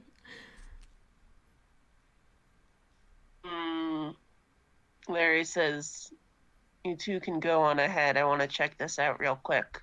He's gonna go look at that lever. Okay. Okay. Because he has a magnifying glass. Finally, one of the rolls doesn't go so great. Yeah, that's an 11. So you go over to this cupboard thing, and you can see there's some kind of... It's kind of fitted flush with the bottom of it, which is why you can't figure out what it is. You feel like maybe it's just part of the design, but it's on the bottom of this thing, so no one ever sees it. But why would you put it there? You know there's a thing, but you don't know what it is. And with that, I'm going to move back to Charlie real quick, because the next move you get, you'll be in the lab, so you'll get lots of talking. Charlie, my boy, how are you feeling? Like, emotionally, where are we at? Everything's just kind of... Internally, everything's just kind of turned to stone. He is very annoyed in that very cold and calculated way, and he has exactly what he plans to do in mind. It's just a matter of getting there. So he's still working his way up the train, I'm guessing, and trying to get to where the engine is. Yeah, you're very close to it, actually. What I'm actually going to ask you to do is something that I don't know how to do, because what you need to do is get someone in the engine room's attention that you want to go in there, but you're not inside a cabin, so you can't use one of the screens to communicate with the engineer. So what are you going to do? Is there a way in, like, over the top, if Charlie climbs up to the top of the cars and just kind of, can he drop in from on top there? Indeed. Looking at all of these cars on either side, there is a little ladder on all of these cars, so you can absolutely clamber up onto the roof. Okay, Charlie's gonna do that and see if there's any way he can drop in from there then. Okay, I'm gonna Do ask... I need to roll again? Yeah, you're gonna have to make an athletics roll for sure. I can do that. I'm not great, but I can do that. You Ooh. sure about that? You sure about that? That's a 9. Oh, Do you want to boy. use Can any of your rolls? I was gonna say. I was gonna say, because like if I had done that as acrobatics rather than athletics, it would at least be 11. Nah, I mean, you're climbing a ladder, dude. Unless you're doing a backflip up it, I can't really allow that. valid. However, I will say that this works visually very well, because I wasn't. I kind of was, and I also wasn't making you roll to climb that ladder, because the ladder, it's a ladder. You can climb a ladder. You're Charlie. You're an acrobatic cat. You're fine. The thing that gets you is when you peek up onto the roof, because you know you have to make a strength check to like walk around on the gangway, which has like a barrier that you can hang on to and shit, and you're meant to walk on that. The roof is shiny. It's like royal icing, but very hard, and it has a very slight stickiness to it to allow, if people like to traverse on the roofs of trains, which some people do, but it does not help you as you are hit by, again, like this wall of air, and there is so much candy floss up here. Oh my god, your fur is a mess immediately. Like, you are not having a good day, Charlie. You look terrible. This was a mistake. Yeah. But Charlie's not backing down now. Okay, while you're up here determinedly slogging your way along, you can see things. Like you have the top view of the cars, and you have these weird noodle transportation tubes over you. I'm gonna say, like, where you are, you're probably underneath the second tube. Like, you're actually pretty much where the others are underneath you. So you are just forging your way across the dining car in the lab. And are you gonna do any perception checks? You might not. As the player, would like to say yes. In terms of being in character, Yeah. Charlie is not paying attention to this stuff. He has his goal in mind, and he's just going for it. I really respect that. I actually, if I hadn't already given you inspiration, I'd give you another one, because that's really true to the spirit of what you're going through. Anyway, you do make your way across these roofs without issue, but you see upcoming in front of you the real problem, which is this gumball caddy, which is much bigger than, like, it's way taller than the other cars, and it is surmounted by this huge transparent glass, you think, globe, which is full of the fuel for the Taffy train. And, you've managed to climb up onto these roofs and you're already having a time. You cannot conceive of being able to climb over that thing. Oh. Mm-hmm. I'm just having a quick look at my equipment here and just think if there's anything I could possibly make work. There's also spells. Remember, there's no Yeah, that is. shield. I don't think I've got any helpful spells for this that aren't just going to cause a lot of damage to the train, which, while Charlie is pissed off, he doesn't want to actually destroy the train or anything. Utility spells, the unsung have- heroes of the game. Pretty much, I've got Feather Fall, so if all does go to hell and I fall off, I do have Feather Fall. Oh god, one moment, let me look at my sheet. It's okay.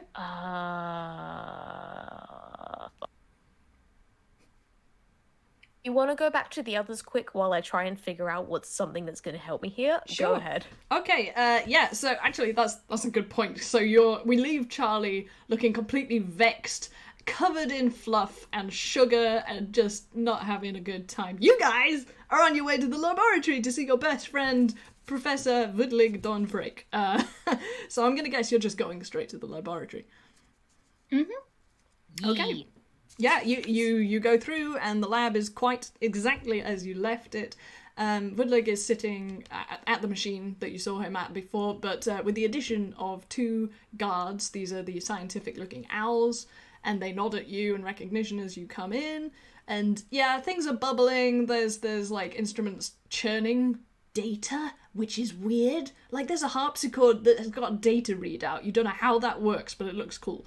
But nothing has moved, and if you ask the owls, they confirm that Woodlig has just been sat working. He hasn't touched anything in here. Okay, So so Snailian is like trying so hard not to say anything because they remember being polite. But at this point, we have hyped up the gift so much and they want it so bad.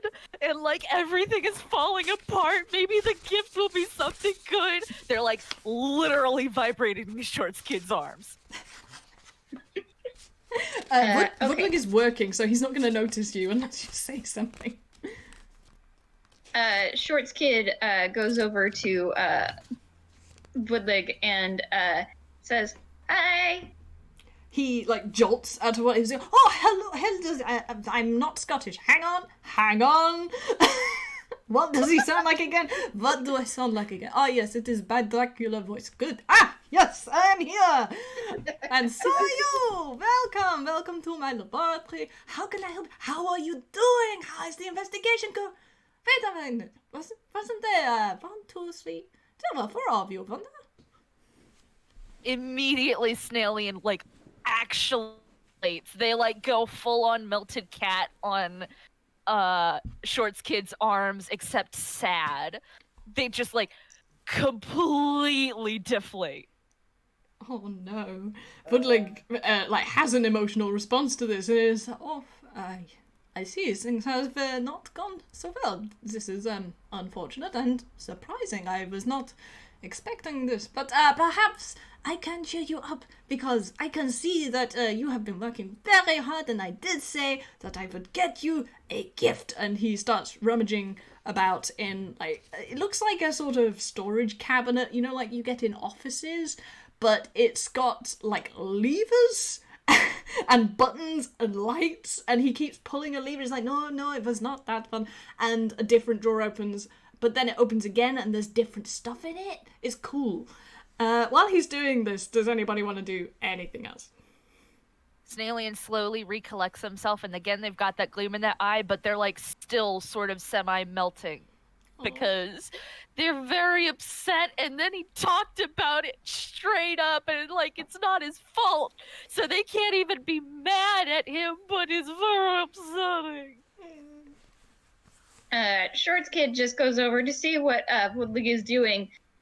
Completely, like, you'd think they were like upset right now and angry, but like, nope, they're not anymore. That's not a thing that's existing right now. They're not angry at all. What is this fun thing? Can Shorts Kid press the buttons? Are they legally allowed to? They are totally not allowed to. Please roll me sleight of hand. Okay, sleight of hand. Hold on, I need to look at it on my sheet. Okay. It's somewhere down there at the bottom. Oh, that's a 19. Yeah, you totally manage you pull a big old lever or press a button. Actually, yeah, what do you do? Like, what color is it? What does it look like? Tell me. It's the biggest button, and it is a bright color of your choosing. It just has to be lit up, and Shorts Kid sees it, and that's the holy grail of buttons, my dude.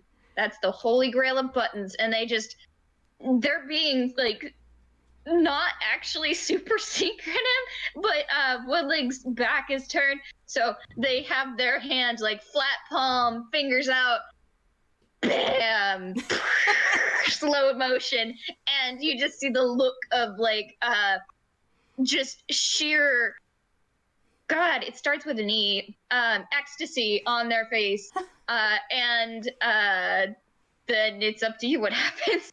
In fact, that's perfect because we continue in slow motion as this giant, well, it's not giant actually, but it's so shiny. It's this beautiful emerald green button, and it has this sort of rather eerie glow to it, in fact, but it's very appealing, and you press it, and while Ludwig is like half in one of these drawers, because he's a duck, man, he's not huge, the bottommost drawer, which is very thin, opens up, and something in slow motion comes flying out of it, and it is this small, flat, oval shape with a chain, and it hits the floor, and as it hits the floor, it pops open, and you realise, all of you, that it is a locket, and it has inside of it a very simple, really kind of nicely executed little portrait, and it's got a little velvet cushion on the other side, so it's not scratched, and it looks like this.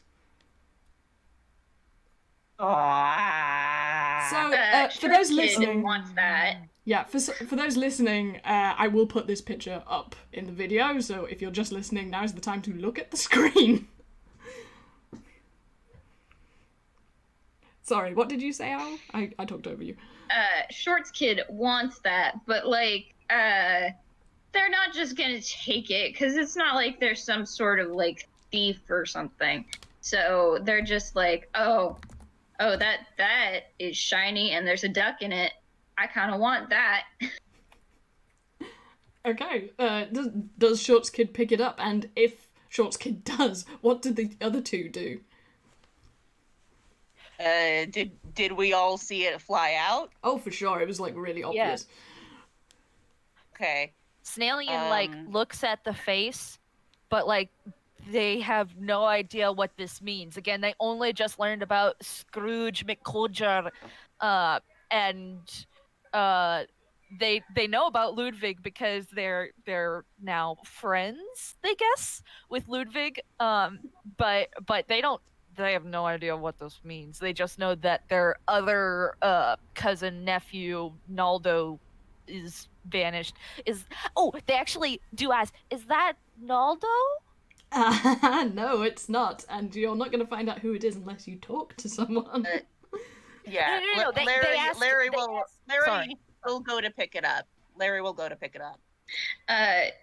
Yeah, Shorts Kid is just kind of staring at it like, oh, that's pretty.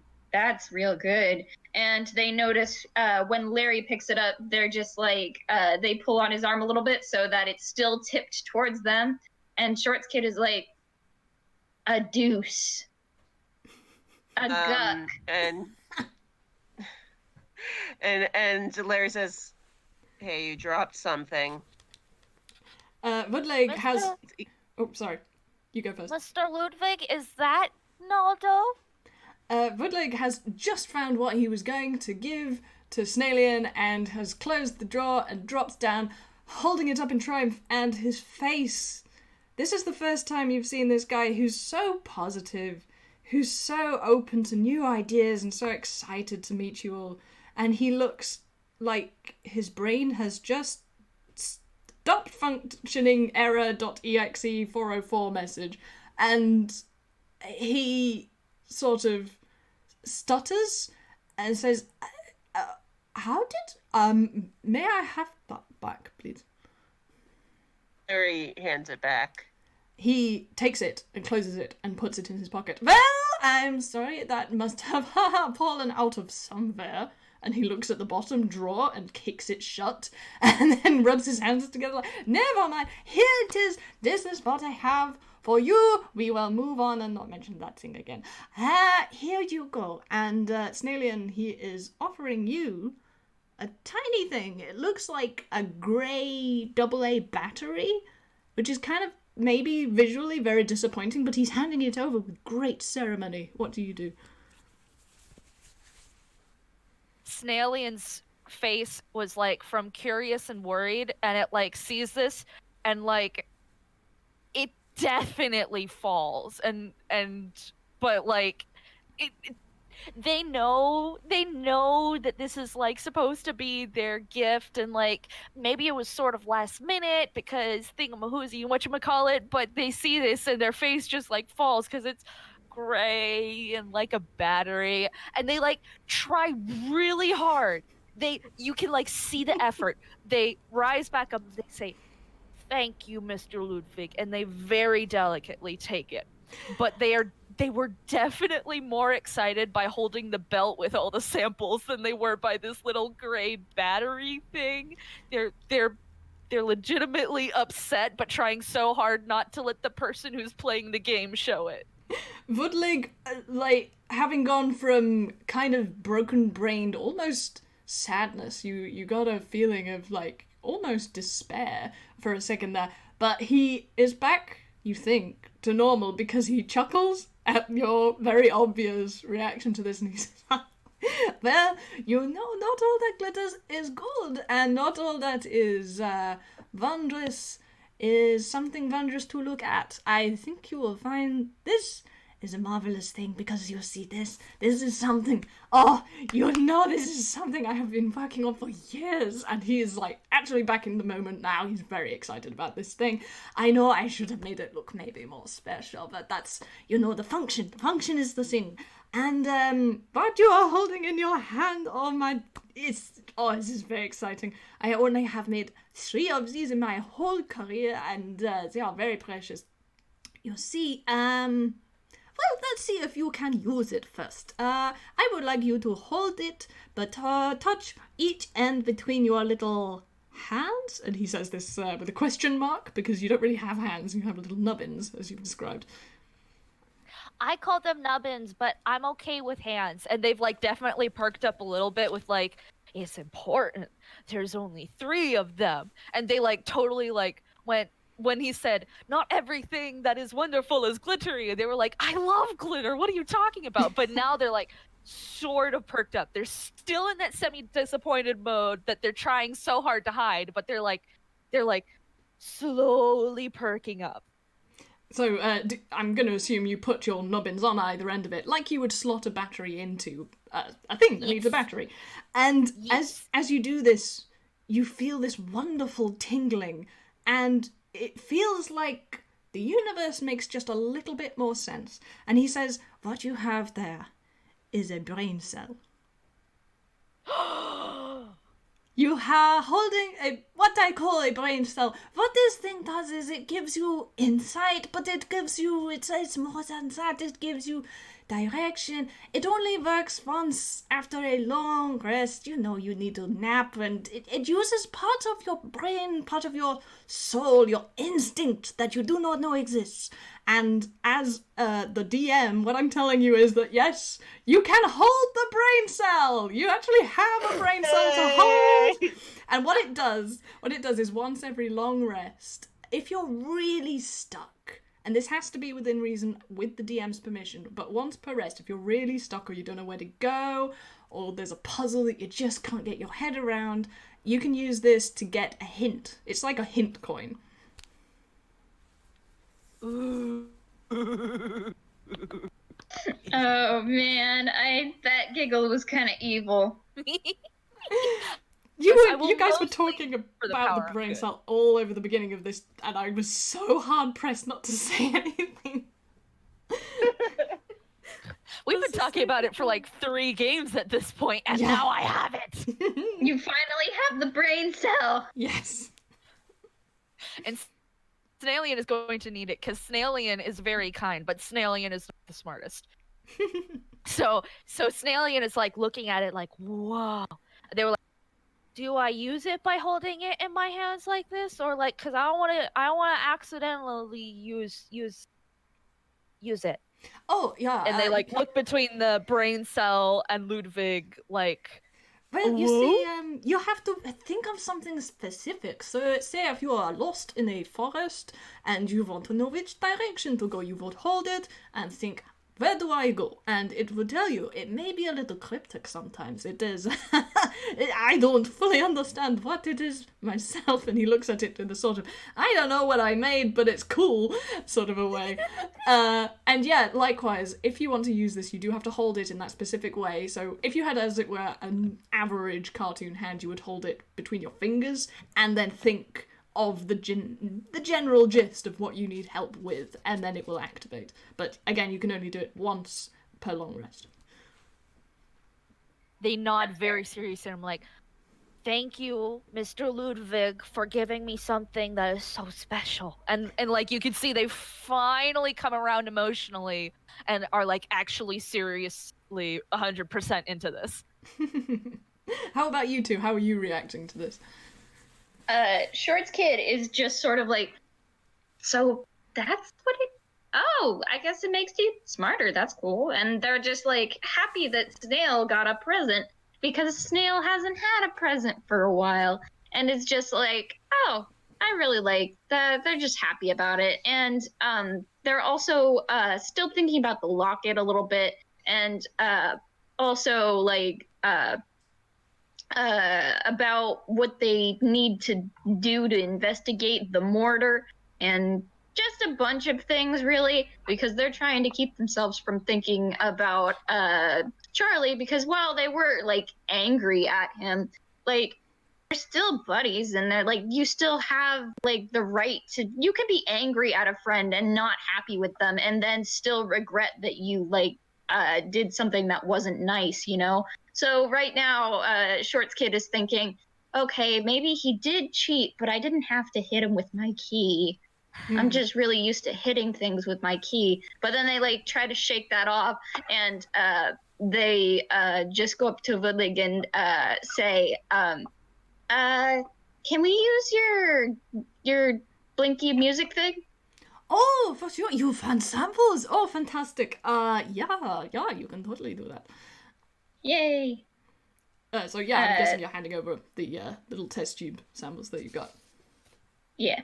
Snailian absolutely pulls out the belt with a big flourish and like individually hands out samples because this is their belt that they're holding and they did good. Well, Larry was the one who found them, so Larry, do you want to like list them off and describe them as, you know, Vudlig is going to try and analyze these for you?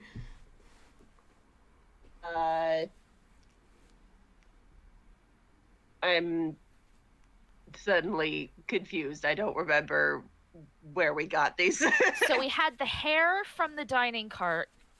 No, it was Not from the dining cart, the bathing cart. The bathing cart, yeah. Okay, well, I will say that one runs very quickly, and Vudlik explains that depending on what the substance is, and whether he has something to compare in his database, it could take a long time or a short time. But this hair comes up immediately because all of the passengers on this train have had the DNA test, and it comes up as DJ moves. We have the victim's chalky outline. Yes. That one takes longer. That one does take a bit longer, which, you know, he kind of frowns a bit at, but it comes up as Victor Tim's DNA. Vic, Tim. What else did we collect? Well, I mean, we got the device thing. I don't know if that goes through Device? the thingo. Remind me what the device was. The thing that he found in the trash can. Oh, yes, no, you found the burned remains of something, but you can't tell what it was. So yeah, you hand over these ashes, and this one does take a while, but, you know, it sits there and goes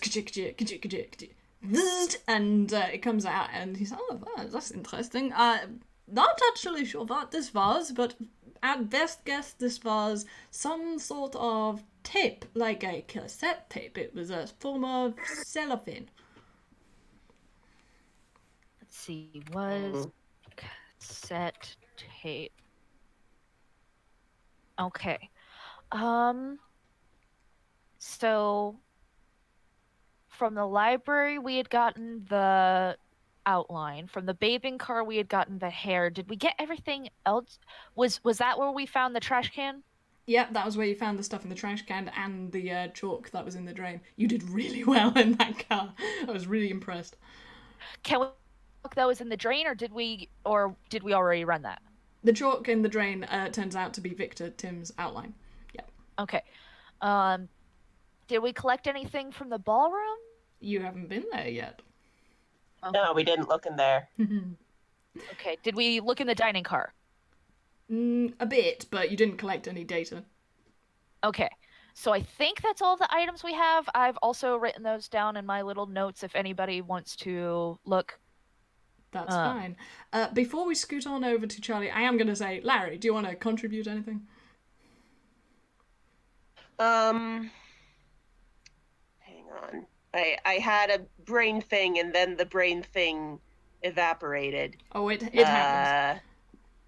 Actually, yeah, may I ask? Because I just need a break for like 2 minutes, if that's okay. Maybe you can like talk to yourselves and talk about what you found so far. Mm-hmm. All right. Cool. I'll be back in a sec. Bye. Yeah. Just, oh man, game's getting complicated. Drama! You're telling me I've just spent the past 10 minutes just scouring through the player's handbook trying to look for something that might be helpful to me.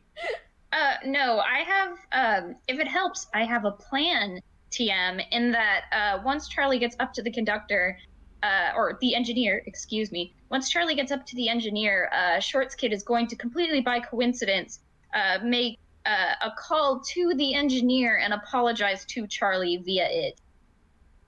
That might be nice. Do give Charlie enough time to kind of do his dramatic / angry speech at the engineer, please. But I No, that's what's gonna happen. I'll just wait until he's done and then like ring ring ring ring, just like breaking the tension entirely.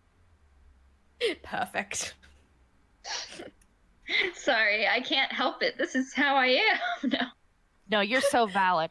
All right, so just so you guys know, I do have in the player discussion all of the notes I have. It's all disconnected, but I've written down everything. I think we have all of the data, all of the items that we could have had for Ludwig. I've got all of the witness statements, except for Mr. Victim. And I suppose from the engineer, just in case we want to interrogate him too, even though he said he didn't see anything. Like, to be fair, we were with the engineer at the time. Yes, but we can still confirm him to us. So here's the That's thing. what Charlie's that about Larry, to do, don't worry. Here's the thing that, has been in the back of Larry's mind since before they figured out that this is a movie. The fact of the matter is, the engineer was very, very particular about making sure we were in a certain location by a certain time. He was not being very subtle about checking his stopwatch. Also, this is a train full of arms that can just pop out with tools to do whatever you need at any time. And he's the guy who controls the arms. And he was touring us around the engine when the murder happened. So he could have flipped any goddamn switch. We don't know. So I'm not saying that, at this point we've collected enough data. I don't think he did it. But also, he could have done it. No, absolutely. Snailian's only thing about that would be like they did understand that everything that the engineer was doing, so they could probably, if they looked at the controls, see if this is what the murder happening would do, because they understand how this train works on a mental level, but that's something that we could talk about in character. So, that is absolutely valid. We should definitely interrogate the engineer too, though. I'm very excited for this to happen. Also, hi, I'm back. Welcome back. Hey, welcome back. Hello. Sorry. Yes, I needed to pee again. I have been drinking water like a crazy person. Sorry, Larry. Was there anything you wanted to say to Woodling? Or do?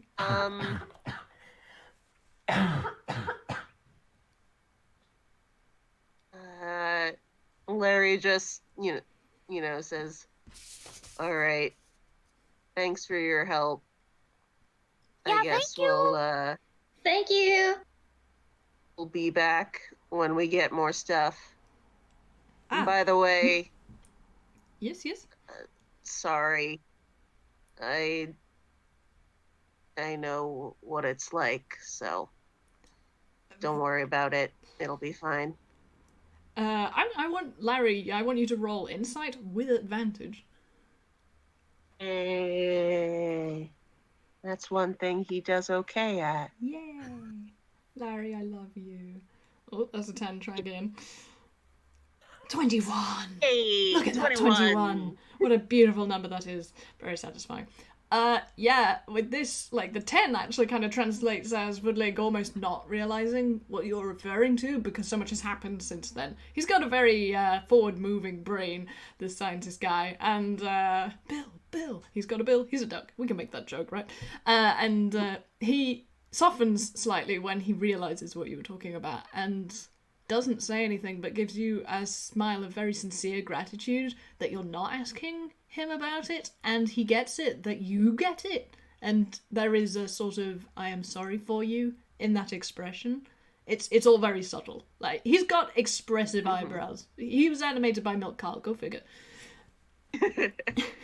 Yeah, Larry just gives a little nod to him and gestures that we should probably go keep investigating. Ah, yes. I will wish you luck, and I wish all of you luck. And speaking of absent friends, let's zip back over to Charlie. Charlie, lad, have you thought of anything?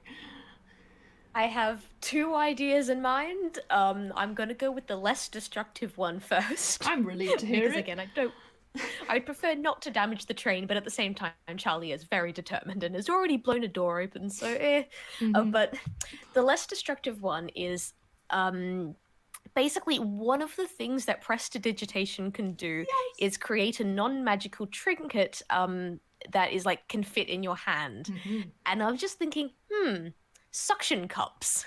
Would that?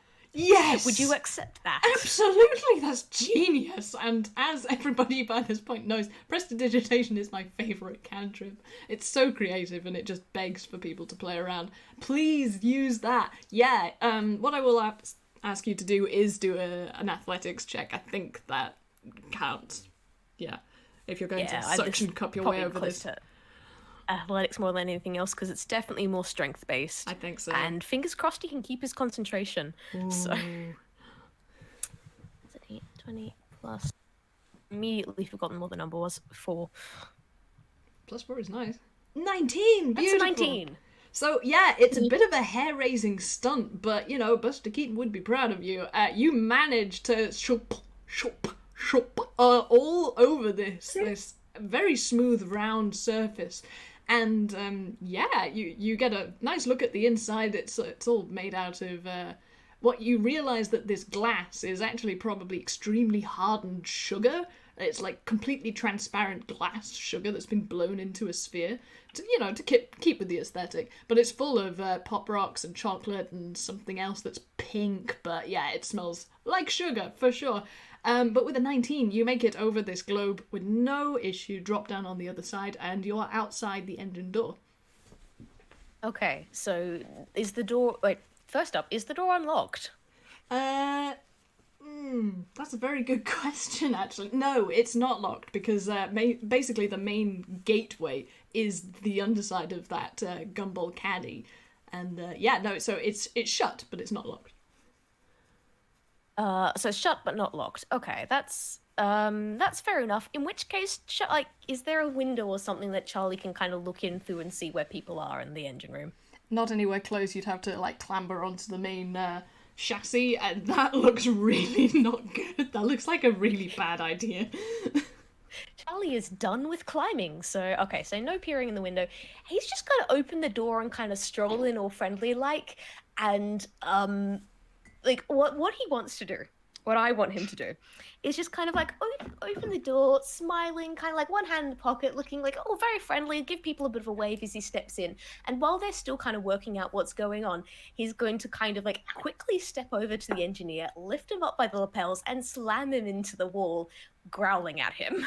Wow, that's a lot of rolls you're going to have to make, buddy. But you open the door. I know. You open the door just fine because, there's an access panel. All of these doors have a push panel, so you just press your paw against it, it goes shoop, and you walk in, and it goes shoop behind you. And even just this noise is enough for the 3 occupants of this train carriage to turn around, because they were not expecting a visitor. And just in that short amount of time, you see the engineer's ears and the feathers on the side of his face kind of prickle. But okay, you don't see any emotion register on his face. The owls at the front, they both look kind of at you and then at each other, and then they just turn their heads very slowly and look out of the front of the train, because that's not their issue. Whatever's gonna happen next, that's on him. Okay, so now you're going to try and grapple him, basically. So what is this, a strength contest? Yeah, I think it's a strength contest. I'm probably going to lose this because Charlie is not the strongest, but I'm just wondering, does he have surprise on his side at all? Yeah, I'm going to say yeah, because the engineer would not expect him to do this. So that's fine. That's fine. You can say what you like about me as a DM, but I am fair. Oh, well, I rolled really badly, so... 7 was me. Yeah. Roll again, see if you do it. Do I get advantage here? Yeah, sure, let's see how bad this is. Okay, it's not that bad. In fact, as you grab the engineer, who's a lot shorter than you, he's a short character, man. He's only a tiny bit taller than Short's kid. You get hold of his lapels and you do this dramatic slamming him up against the wall and growling. With a 4, he, you almost feel like he didn't try to resist. He was definitely surprised, but, he's just kind of letting his limbs hang there as he looks at you, and he's Well, actually, you have to now roll me intimidation. Let's see what happens with that. This will be entertaining. Excellent. I might make this a can do versus. Hang on, I've got to get intimidation. my character You know. All right, so you know that sort of something that's halfway between like a scowl and a smile. It's like you were absolutely furiously angry, but you're trying to put on a pleasant smile. It's really not working, but you're trying. Ooh. That's what he's doing with a 19. That's a 19. That's very good. Let me just see if I can do. This is like a versus, so this is also to see how intimidated he is. A 16. He's impressed. He's impressed. Like, he's actually kind of like, this guy could present a challenge. He is actually kind of like, this could be a problem on the inside, but he's an actor. He has 40 years of experience, and he doesn't let it show. He doesn't let it show. But he's also like, all right, hello, laddie. Do you have something you want to talk about? Sure do, mate. I see you running your little game here. I see you like playing these tricks with everyone else and your cameras and microphones all about everywhere. And just so you know, I've had enough. I want off. I want out. And I want you to quit this fucking game. Well, this pecking game. He used a real swear. Whoa, He's Crawler. really That means bad. he's serious. I forget. I keep forget that I swear all the because the time. fact is, I am used to a human Charlie that swears a lot. I forget that I'm a toon here. That's alright. This character that you're talking to swears a lot, but it's like the world's version of actual swearing, so I don't know where that sits on the scale of severity. But even so, he is a bit surprised at this outburst, and he says, "You want to get off the train?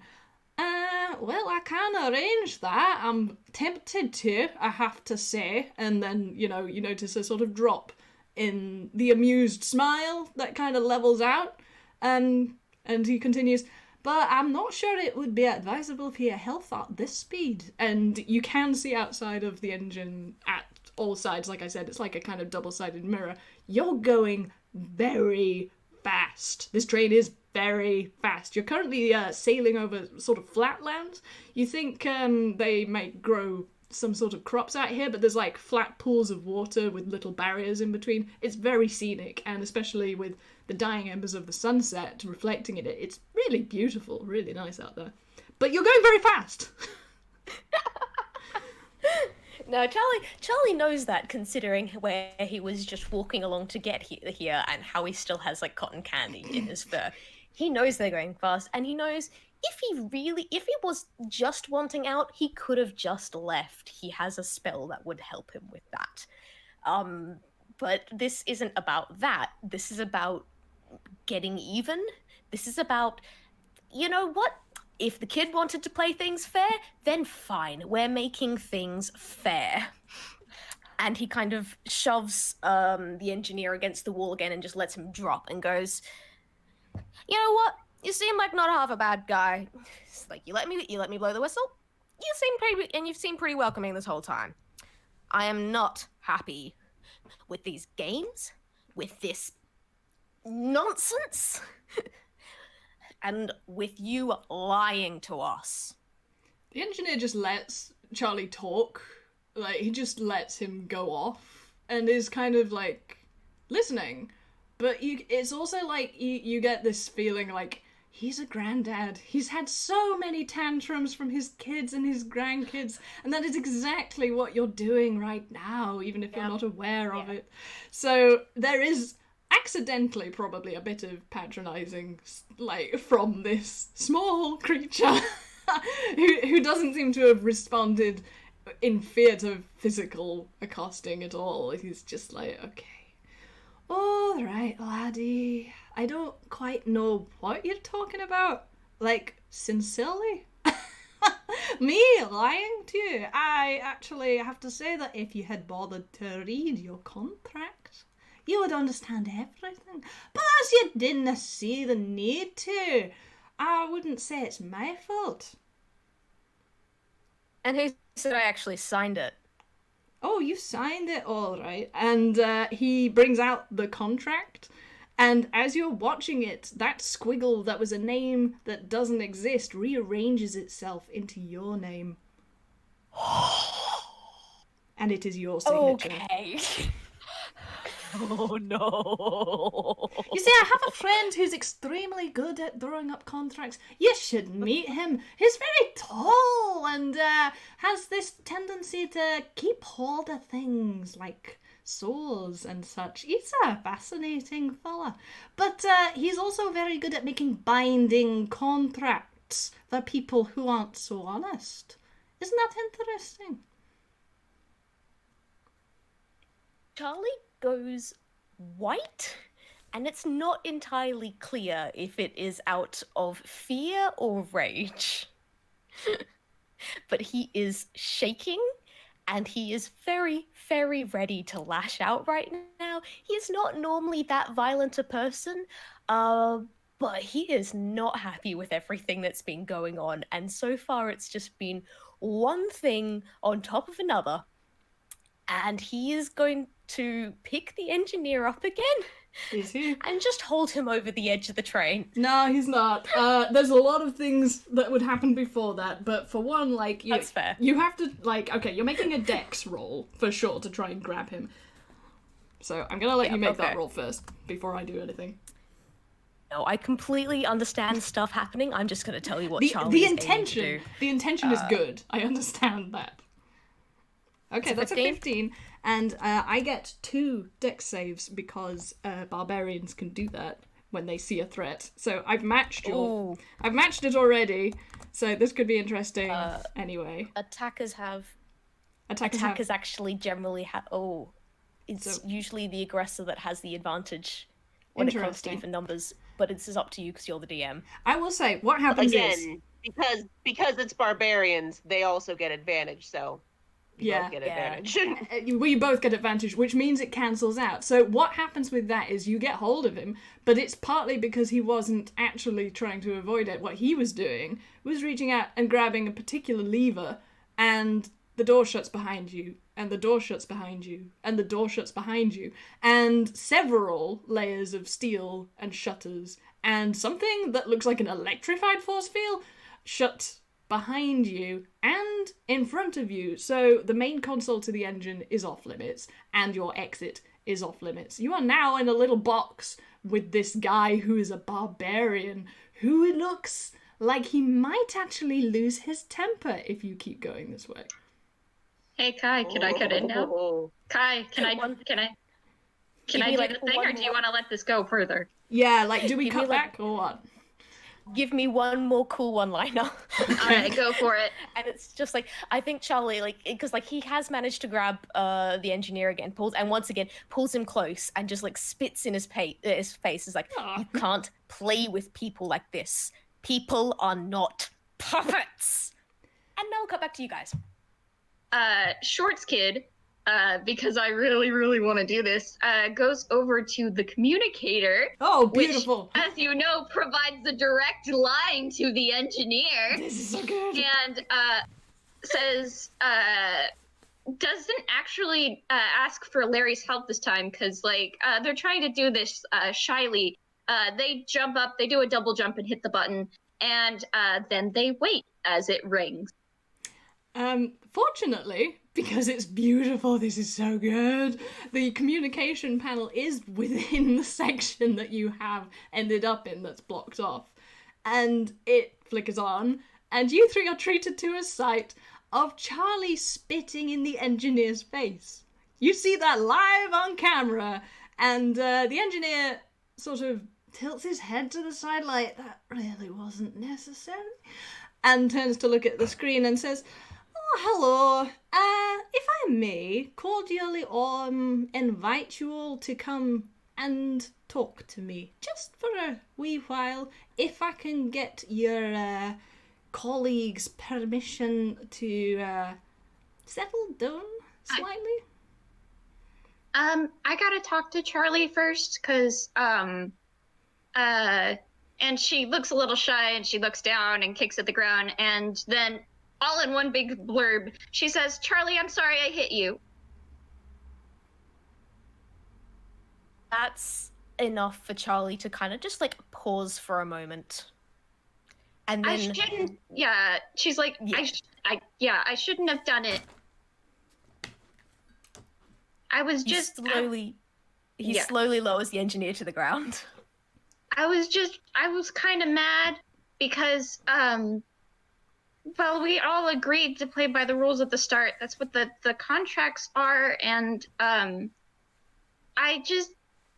thought you were having fun, and then you weren't, and then you're like, oh, we should cheat, and when you try to cheat when you've signed a contract, bad things happen, and I didn't want bad things to happen, and I figured maybe if I bonked you, you would realize that we do have to play fair, but that's not how I should have done it, and I'm really sorry, and I don't think you're boring. I think you're really nice, and Shorts Kid sniffles, and stares directly into the camera and says, I don't know what else to say. I'm sorry. Please don't be mad at us, because I made a big mistake, and I'm trying to apologize, and you don't have to say that's okay. You don't have to forgive me, but I just want you to know I'm sorry, so don't hold it against Snailian and Larry and my train dad. I'm sorry. And if it helps, and you think that the engineer isn't playing fair either, he also signed a contract to play fair. And Shorts Kid digs around in their pocket and holds up their contract, with which an adult has signed it in loco parentis. And it is the engineer. So if the engineer is cheating or lying in any way, they have technically already broken the contract and made it null and void. The engineer, like, glows with pride. Just is so happy about this kid and doesn't say anything because it's not his turn to say it. But like there's this smile, and Shorts Kid, you can totally see that. That's so cute. Charlie's still furious. He has lowered the engineer for the sake of the fact that, okay, yeah, no, there are other people watching now. He has not actually let go until now, when he, like, again, shoves the engineer away and just staring at Shorts Kid and just goes like, he's not your dad, kid. He's more of a con artist than I am. He's my temporary train dad. Also, I don't, have parents, so my standards are kind of low. You're a con artist? Not a very good one. Well, I don't see why I should add to the number of liars on this fucking train. Peckin' train. Pecking train. Alright, if I say fuck, please translate it into peck. It's the same. I've got to say, Larry and Snailian, how are you dealing with this? Snailian is very much like, I don't know how to make this better, so it's not my turn in the acting order. So they're very much like doing the thing that like actors do when they're in the background of a dramatic scene, where they like look from one to look to the other, but you can also like see the gears turning in their brain of like, how can I help? How can I make this better? And they're coming up with nothing. They desperately want to help, but like they aren't actually part of the crux of this scene. So even though they're trying to think of something, they just can't. Good team player. I appreciate that. Larry? Larry is not there anymore. He saw the situation on the screen and bolted Oh, no. for the engine room. Oh no. Oh yes! All the doors are still in place. All Yeah. the doors are still blocking people. Yeah. Well, he can get through the train carriage, but he's gonna have the same problem you had with the gumball caddy, for sure. For true. Fair enough. So yeah, I'm gonna say, like, let's go to Larry. Let's go live to Larry. What's happening, Larry? What's the plan? What's your plan to get over this gumball? Tell us. Please. Let's see. He's got rope and a grappling hook. Cool. He will use a grappling hook to swing around the thing. Cool, roll. I have no idea what. Probably a dex. Yeah, sure. You choose, like, if you want to make it strength, you can do strength, do dex, do dex. What I will say is I'm going to give you advantage because, like, this is the coolest shit. That's the only reason. All right, I'll go with strength because that's an extra Oh, one. 17. That's lovely. already pretty good. Yeah, I'm going to say that works. Yeah, 17 is fine. You totally Tarzan this thing up, and you land on the other side of the gumball in one fell swoop, literally. And I'm going to say, like, yeah, do you just start hammering on the door to the engine? Yeah, pretty much. The engineer hears this, and on the screen, like, Snail and Short's kid, you see him, like, look from the screen to the door to the screen to Charlie, and it's like, you lot are fascinating, you know that?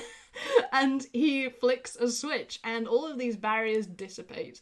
And Larry, the door just opens, and you can come in. And the engineer turns to the screen again and is like, well, if you two want to join us, it's all very cozy in here, and we can talk things over. Okay. Then again, Just if you gonna feel... say this. Ooh, yes? Charlie, please don't kill Train Dad. Just, like, as a favor to me, maybe? But, like, you can try it, because he's actually, like, real hard to fight. I mean, especially when he's got, like, a knife. But it's fun. It is fun. You can fight him, just don't, like, hurt him. Charlie actually gets very confused when it's, like very confused for a second when it's the request of, like, oh yeah, please don't kill him, because Charlie's just like, was maybe gonna beat him up, was definitely not gonna kill him at any point. Like, he's furious, but, like, gets very confused at the point of, like, wait, no, I'm not gonna kill anyone, what? No. Especially as he's already put the engineer down by this point. Does Charlie not realise what a bad guy he looked like? Because, I mean... No. Oh my goodness me. Just to tidy things up, because we are getting to the end of the designated section, I'm going to ask you guys a question collectively, because this didn't go the way I expected, which is great, and always the case in D&D. So, you aren't going to collect all the evidence in time for our half-past shut-off, I will say that. So, do you want to just all go to the engine room and have this scene? Yes. Okay. Yes. Yes, Yeah. we need this dramatic. We need it. Okay, so we have a zip pan sort of, whatever you call it, time transition. So we're all in the engine room together. Larry, your efforts are appreciated by the engineer and diffused the situation. So you're hurrying to the scene in a really cool, dramatic, heroic way. Has again re-earned you some kudos. With him. And he just, like, he kind of sits on the floor, which makes him look even more like a cuddly toy than ever. This whole scene is ridiculous. You're in a sugar-powered train, and you just molested this thing that looks like a cross between a Muppet and your favourite toy. He just sort of says, all right, let's have it. I think Charlie should start. Could you be specific about what you are so upset about, laddie? Let's see. And he starts ticking stuff off on his fingers. It's like, there's the fact that you're filming us, there's the fact that there probably wasn't even a murder, there's the fact that you've kind of actually likely arranged this all just for the sake of a movie, there's the fact that, you know, everyone seems to be lying for us, and don't tell me they're not, because I saw the peckin' script. And So it's just the fact that, like, you think, oh, yeah, you go. it's alright. The engineer's just nodding to each of these very patiently. He's like, oh, that's interesting. So, for a start, you count acting as lying. That's an interesting discrepancy. And, Yes, Charlie does. Just nodding there. What was one of the other things you just said? I'm actually very tired. I'm having to try hard to remember what you said. Oh, no. Help. What was the second thing? I'm like actually losing I track don't of even remember what it things. was anymore. One moment. Let me go. I'll go through the list again. There was right, okay. everyone was lying. There was the filming. There was, like, being brought under false pretenses. I think that was it. Okay. And he says, well, it's true, I did not expect you to be aware that you were being filmed. and I'll be very interested to find out who told you that. And he says that with a sort of amount of threat to whichever one of his other actors, like, blew this. Like, you're not in we danger. just figured it out. Yeah, and he says, well, We figured it out. you've proved yourself to be extremely good detectives, like, better than I expected. Perhaps that's on me. Fascinating. But, you seem to think that it's a bad thing that nobody was actually murdered. That one's fascinating to me. Can you explain that, Charlie? Oh, I'm pretty happy that there's no one actually dead, but the fact that you made us treat it all like it was one that's kind of the thing that's ticking me off right now. He tilts his head to the side. He's like, I mean- it was a bit hard as a emotional response. I wasn't expecting anybody so young on the train. And he does look at Short's kid with a bit of guilt there. He's like, Yeah, but that's we another did thing it! I'm angry at you about. We did it in the name of cinematography. How is that? I needed the genuine emotional response. Don't you understand, laddie? Murder happens. Exactly. Get yourself He better gets actors. it. The child gets it, but you don't get it. I think there's some, we've got work to do with you. And he taps you on the shoulder, like, patiently. Sorry, Larry, you were going to say something. Just, the fact that a murder happened and then he came to us with a fun, wacky detective costume and asked us to solve everything. You might recall my reaction to that. You were pretty into it at the time.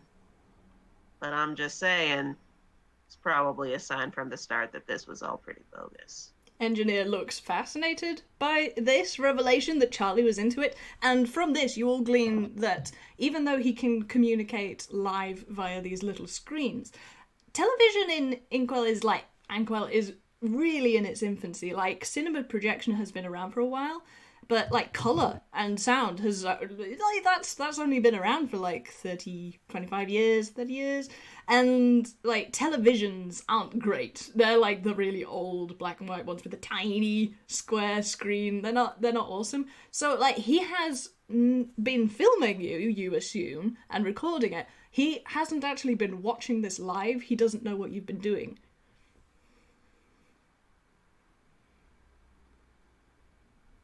Sometimes. Is everybody dead? I'm okay. No, I was waiting to see if anybody else wanted to talk because Shorts Kid is just like, I know it's usually a game, which was why I wasn't like really upset, I guess. Because like, who in their right mind would like, actually like kill a person on a train if it's like fancy and stuff? I mean, I didn't like the dude, but honestly, I've seen a lot of people where it's like, oh, they died, but no, it's a ghost, or oh, they ground him up into paste, but he lives in a jar now.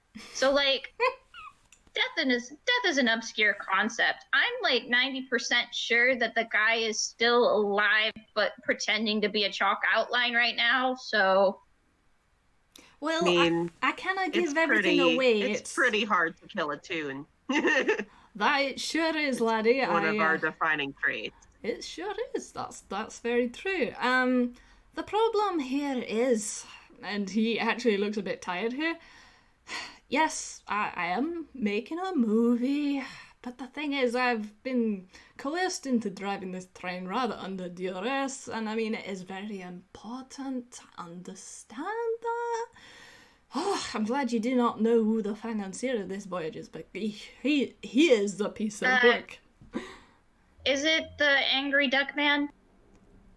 There's a sudden quiet, and again, the owls at the front of the train look at each other, look at you, look at each other, and then look at the front of the train. Like, we're not here! We're not here! They are so good. I love these owls so much. They're called Maisie and Daisy, by the way. Yes! They have a whole story. They're married, and the engineer... Yes! Yeah, Maisie and Daisy. I love them. Fan art will probably ensue.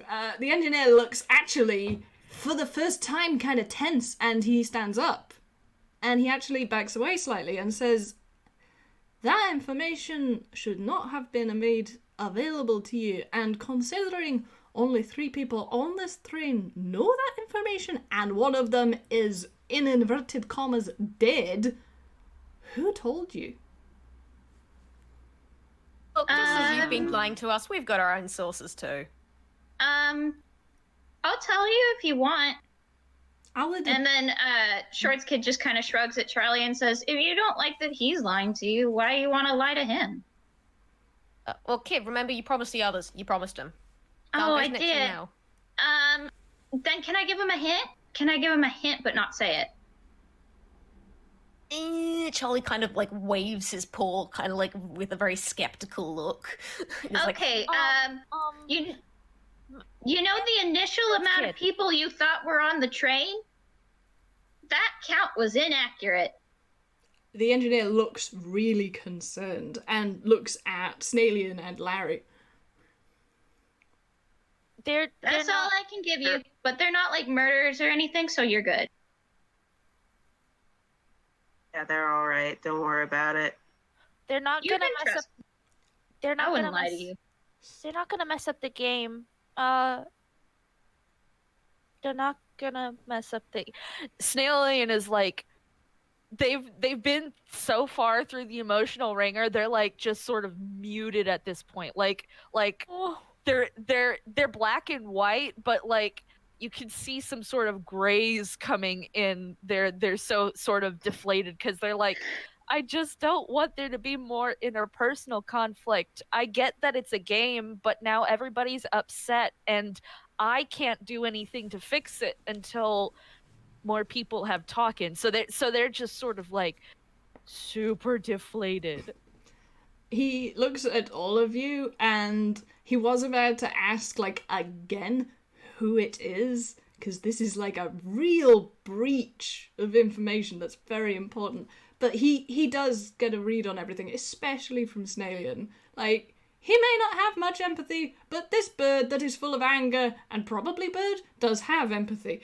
And, He's full of bird? question mark. Full of bird. He's full of bird. Genetically, it's a question mark. We're all fascinated How by many it. birds has he eaten, Mud? That's for him to know and you to never find out. No, he gets it. And you see this sort of line of tension across his shoulder, and then it sags. And you suddenly see like this guy has been under some sort of pressure. And he hasn't actually wanted to be.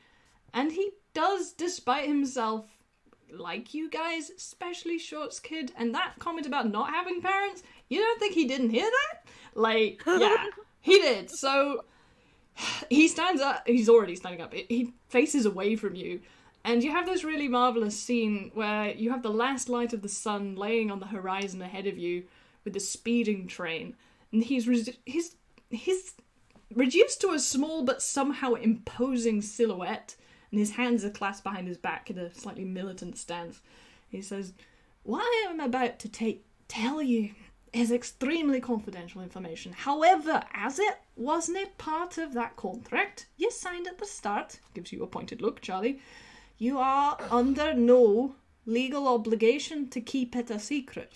I can only ask that you do so out of the kindness of your hearts. If not for my benefit, then for the countless other individuals involved, and for the countless unknowing masses that would be affected by the truth of what this train truly is. And he turns his head by the slightest degree to look over his shoulder at you guys with nothing but grim sincerity on his face. Do I have your word? Yes. Did the train really do it? And Snailian is like devastated because that's all they can gather from what's been said. Larry, what do you say? All right. And Charlie, what do you say? Not making any promises to you this time, but depends on what you say. Can Shorts Kid and Snailian give him a combined big eyes? Yes, both of you roll persuasion. Okay. Shorts Kid, you're on disadvantage because Charlie still doesn't trust you. Yeah, that's fair. Okay, so roll persuasion. Where is That's a 19 persuasion? from Snalian anyway. That's a really good roll, Snailian. Really nice 19 there. 17 from Shorts Kid. 13. 13's still not bad. Not too bad. Yeah. Charlie just like throws his arms up in the air and going, "Fine. Secret's kept Thank with you, me." Charlie. And then Shorts Kid rushes over and hugs him around the tum. Oh. Yeah, no, Charlie can't resist a hug. He will like grudgingly hug you back. And Snailian absolutely starts slowly coming up and like tugs on Charlie's pants and goes, "Can I come up and give you a head hug and then sit on your head for the story time?" And they're like actually trying to like really be careful to not like force it if he doesn't want to be more than hugged, but this is what they want to do. Charlie continues to look grumpy for a second, but then just like scoops Snailian up and just puts them on his shoulder. They absolutely give him a head hug and then nestle in for like, "You have my word too, I promise. Alien honor." This is wonderful. And because of this scene, you see a small, sort of slightly self-satisfied smile just crinkle the edge of the engineer's face before he turns it away. Like, he knew. Like, Charlie, he got you from the start. He knows. You pulled the train whistle. After that, he understood. So I'm going to take this... I've never tried to deny that Charlie is a softie. He just doesn't like being lied to or betrayed or anything like that. Completely understandable. And I'm going to take this, scene to the end of it, even though we have technically hit our cutoff point, because I can't stop it here, man. We've got to play this. But it shouldn't take too long. So, yeah, how about Larry? Are you contributing, or are you just sitting being quiet?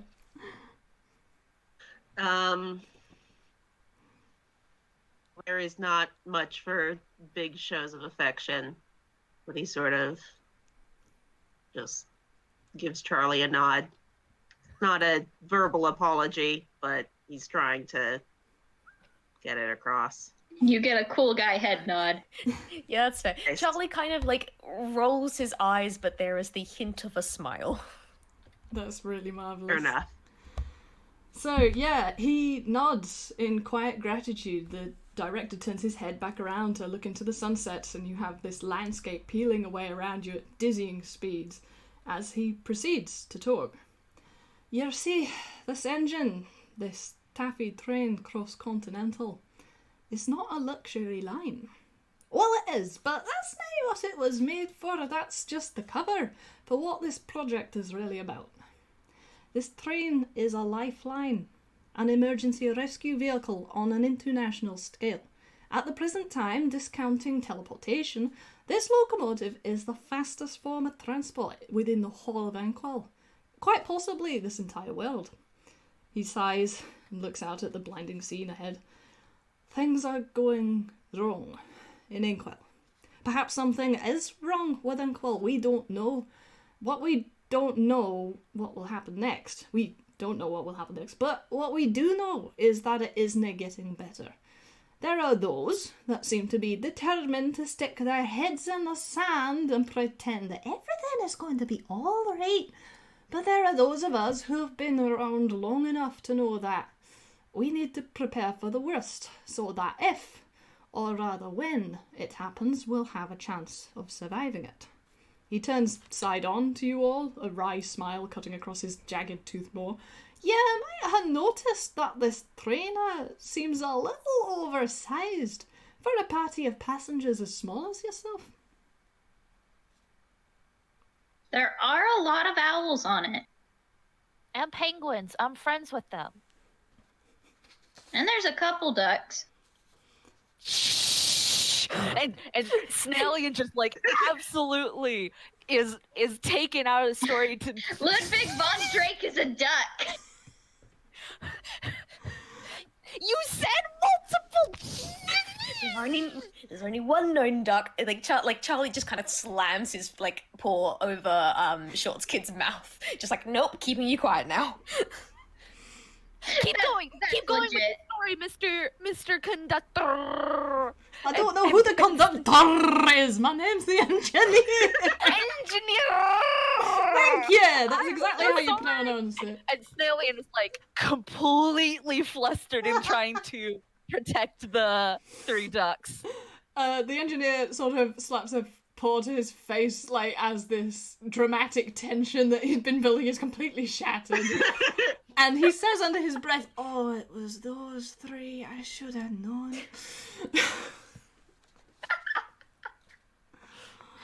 Anyway, getting back to the point, this train is a wee bit oversized for such a small company of passengers, and your minds collectively drift to the multi-storey staff car, the vast library, the swimming pool of a bathhouse, and so on. And he turns around to face you properly. If a disaster strikes, if a town needs to be evacuated, or there are a large number who are injured who need to be taken to our location that is better suited to tending their needs, we can get them there in hours. At full capacity, this train can house more than 1,000 people, and even the farthest stretch of line, from the Independent Isles to the Ducktail Peninsula, can be crossed within 24 hours. This train is able to defend itself from external attacks in a multitude of ways, and every member of staff is expertly trained in first aid. Yes, it is a luxury locomotive, but those luxuries were not designed with the comfort of the elite and the rich in mind, but for the physical aid, mental recuperation, and rapid relocation of those who need it most in the direst times. Have you got any questions?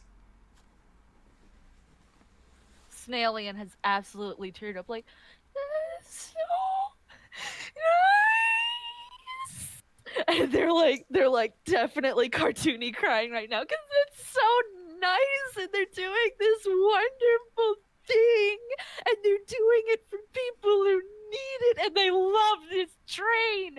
How could they have ever accused this train of murder? They rescind that fully. They're literally patting the ground because this is such a nice train for good things. Actually, Snailian, you realise why Vudlik and the engineer were kind of like upset that you even suggested that this train would have murdered someone, because it's for completely the opposite reason that it was made. Formally and fully apologize to the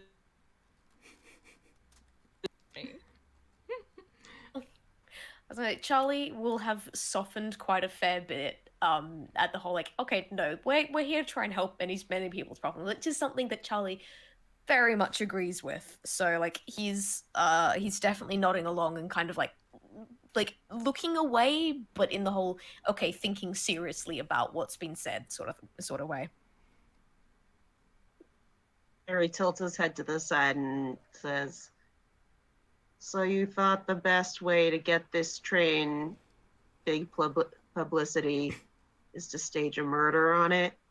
I think that was just for his movie thing. The engineer points at Short's Just kid saying. and says, he's got me banged to rights. No, this was not okayed by my employer. I've got to make my living my way, and it seemed like a way of passing the time. Also, I'm sure he would come around. You know, this is good advertising, having a movie starring his beautiful locomotive. But I should probably explain a little further. It's been a vast collaborative effort, laying the line, building this engine, making all international arrangements to allow it to cross borders, and all the while keeping everybody quiet. I work in movies, so I'm used to confidentiality contracts, but and he pinches the bridge of his beak, I guess it's his beak, under the brim of his hat, as if the thought of this is enough to summon a headache he's been having for years. But something on this scale? Old Screw McCodger might have been around the block a wee bit longer than I have, but this is beyond anything I've experienced in over 40 years of movie business. I'm not even sure I wholly agree with them keeping it a secret, but see, the feeling was, with the high-ups and all, that to reveal the true function of this railway would cause a panic, would make this train a symbol of ill omen rather than one of hope. And it must be a symbol of hope. What Inkle needs most right now is proof that we can work together, that we can not only survive but thrive together. That is why I wanted to make a movie where strangers, such as yourself, were brought together under unfavourable circumstances and could work together to overcome it. And he looks slightly shamefaced, but at the same time kind of stubborn and not resenting the fact that he wanted to make that. This train is that proof of hope.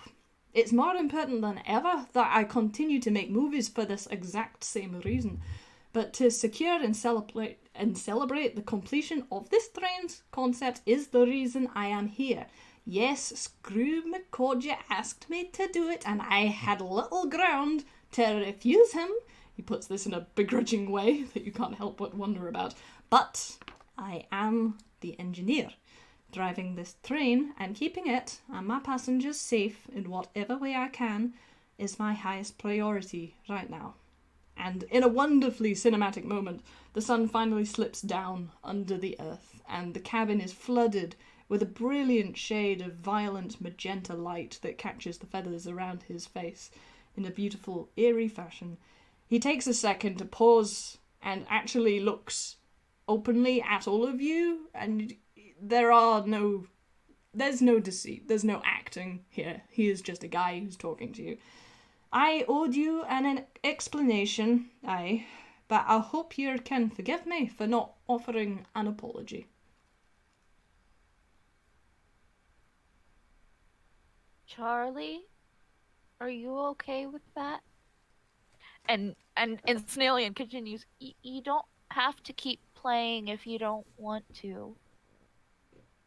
But and they slowly pull out the hat, and they don't even yet offer it up, but they just hold it out while they're still on Charlie's shoulder and say, I kept your hat because I had my own gift, and we could keep playing if you're okay with it. Our Snailian is so adorable. Snailian is going to save the world. And Charlie kind of just looks over at Snailian for a sec, looks back at the engineer, and just you're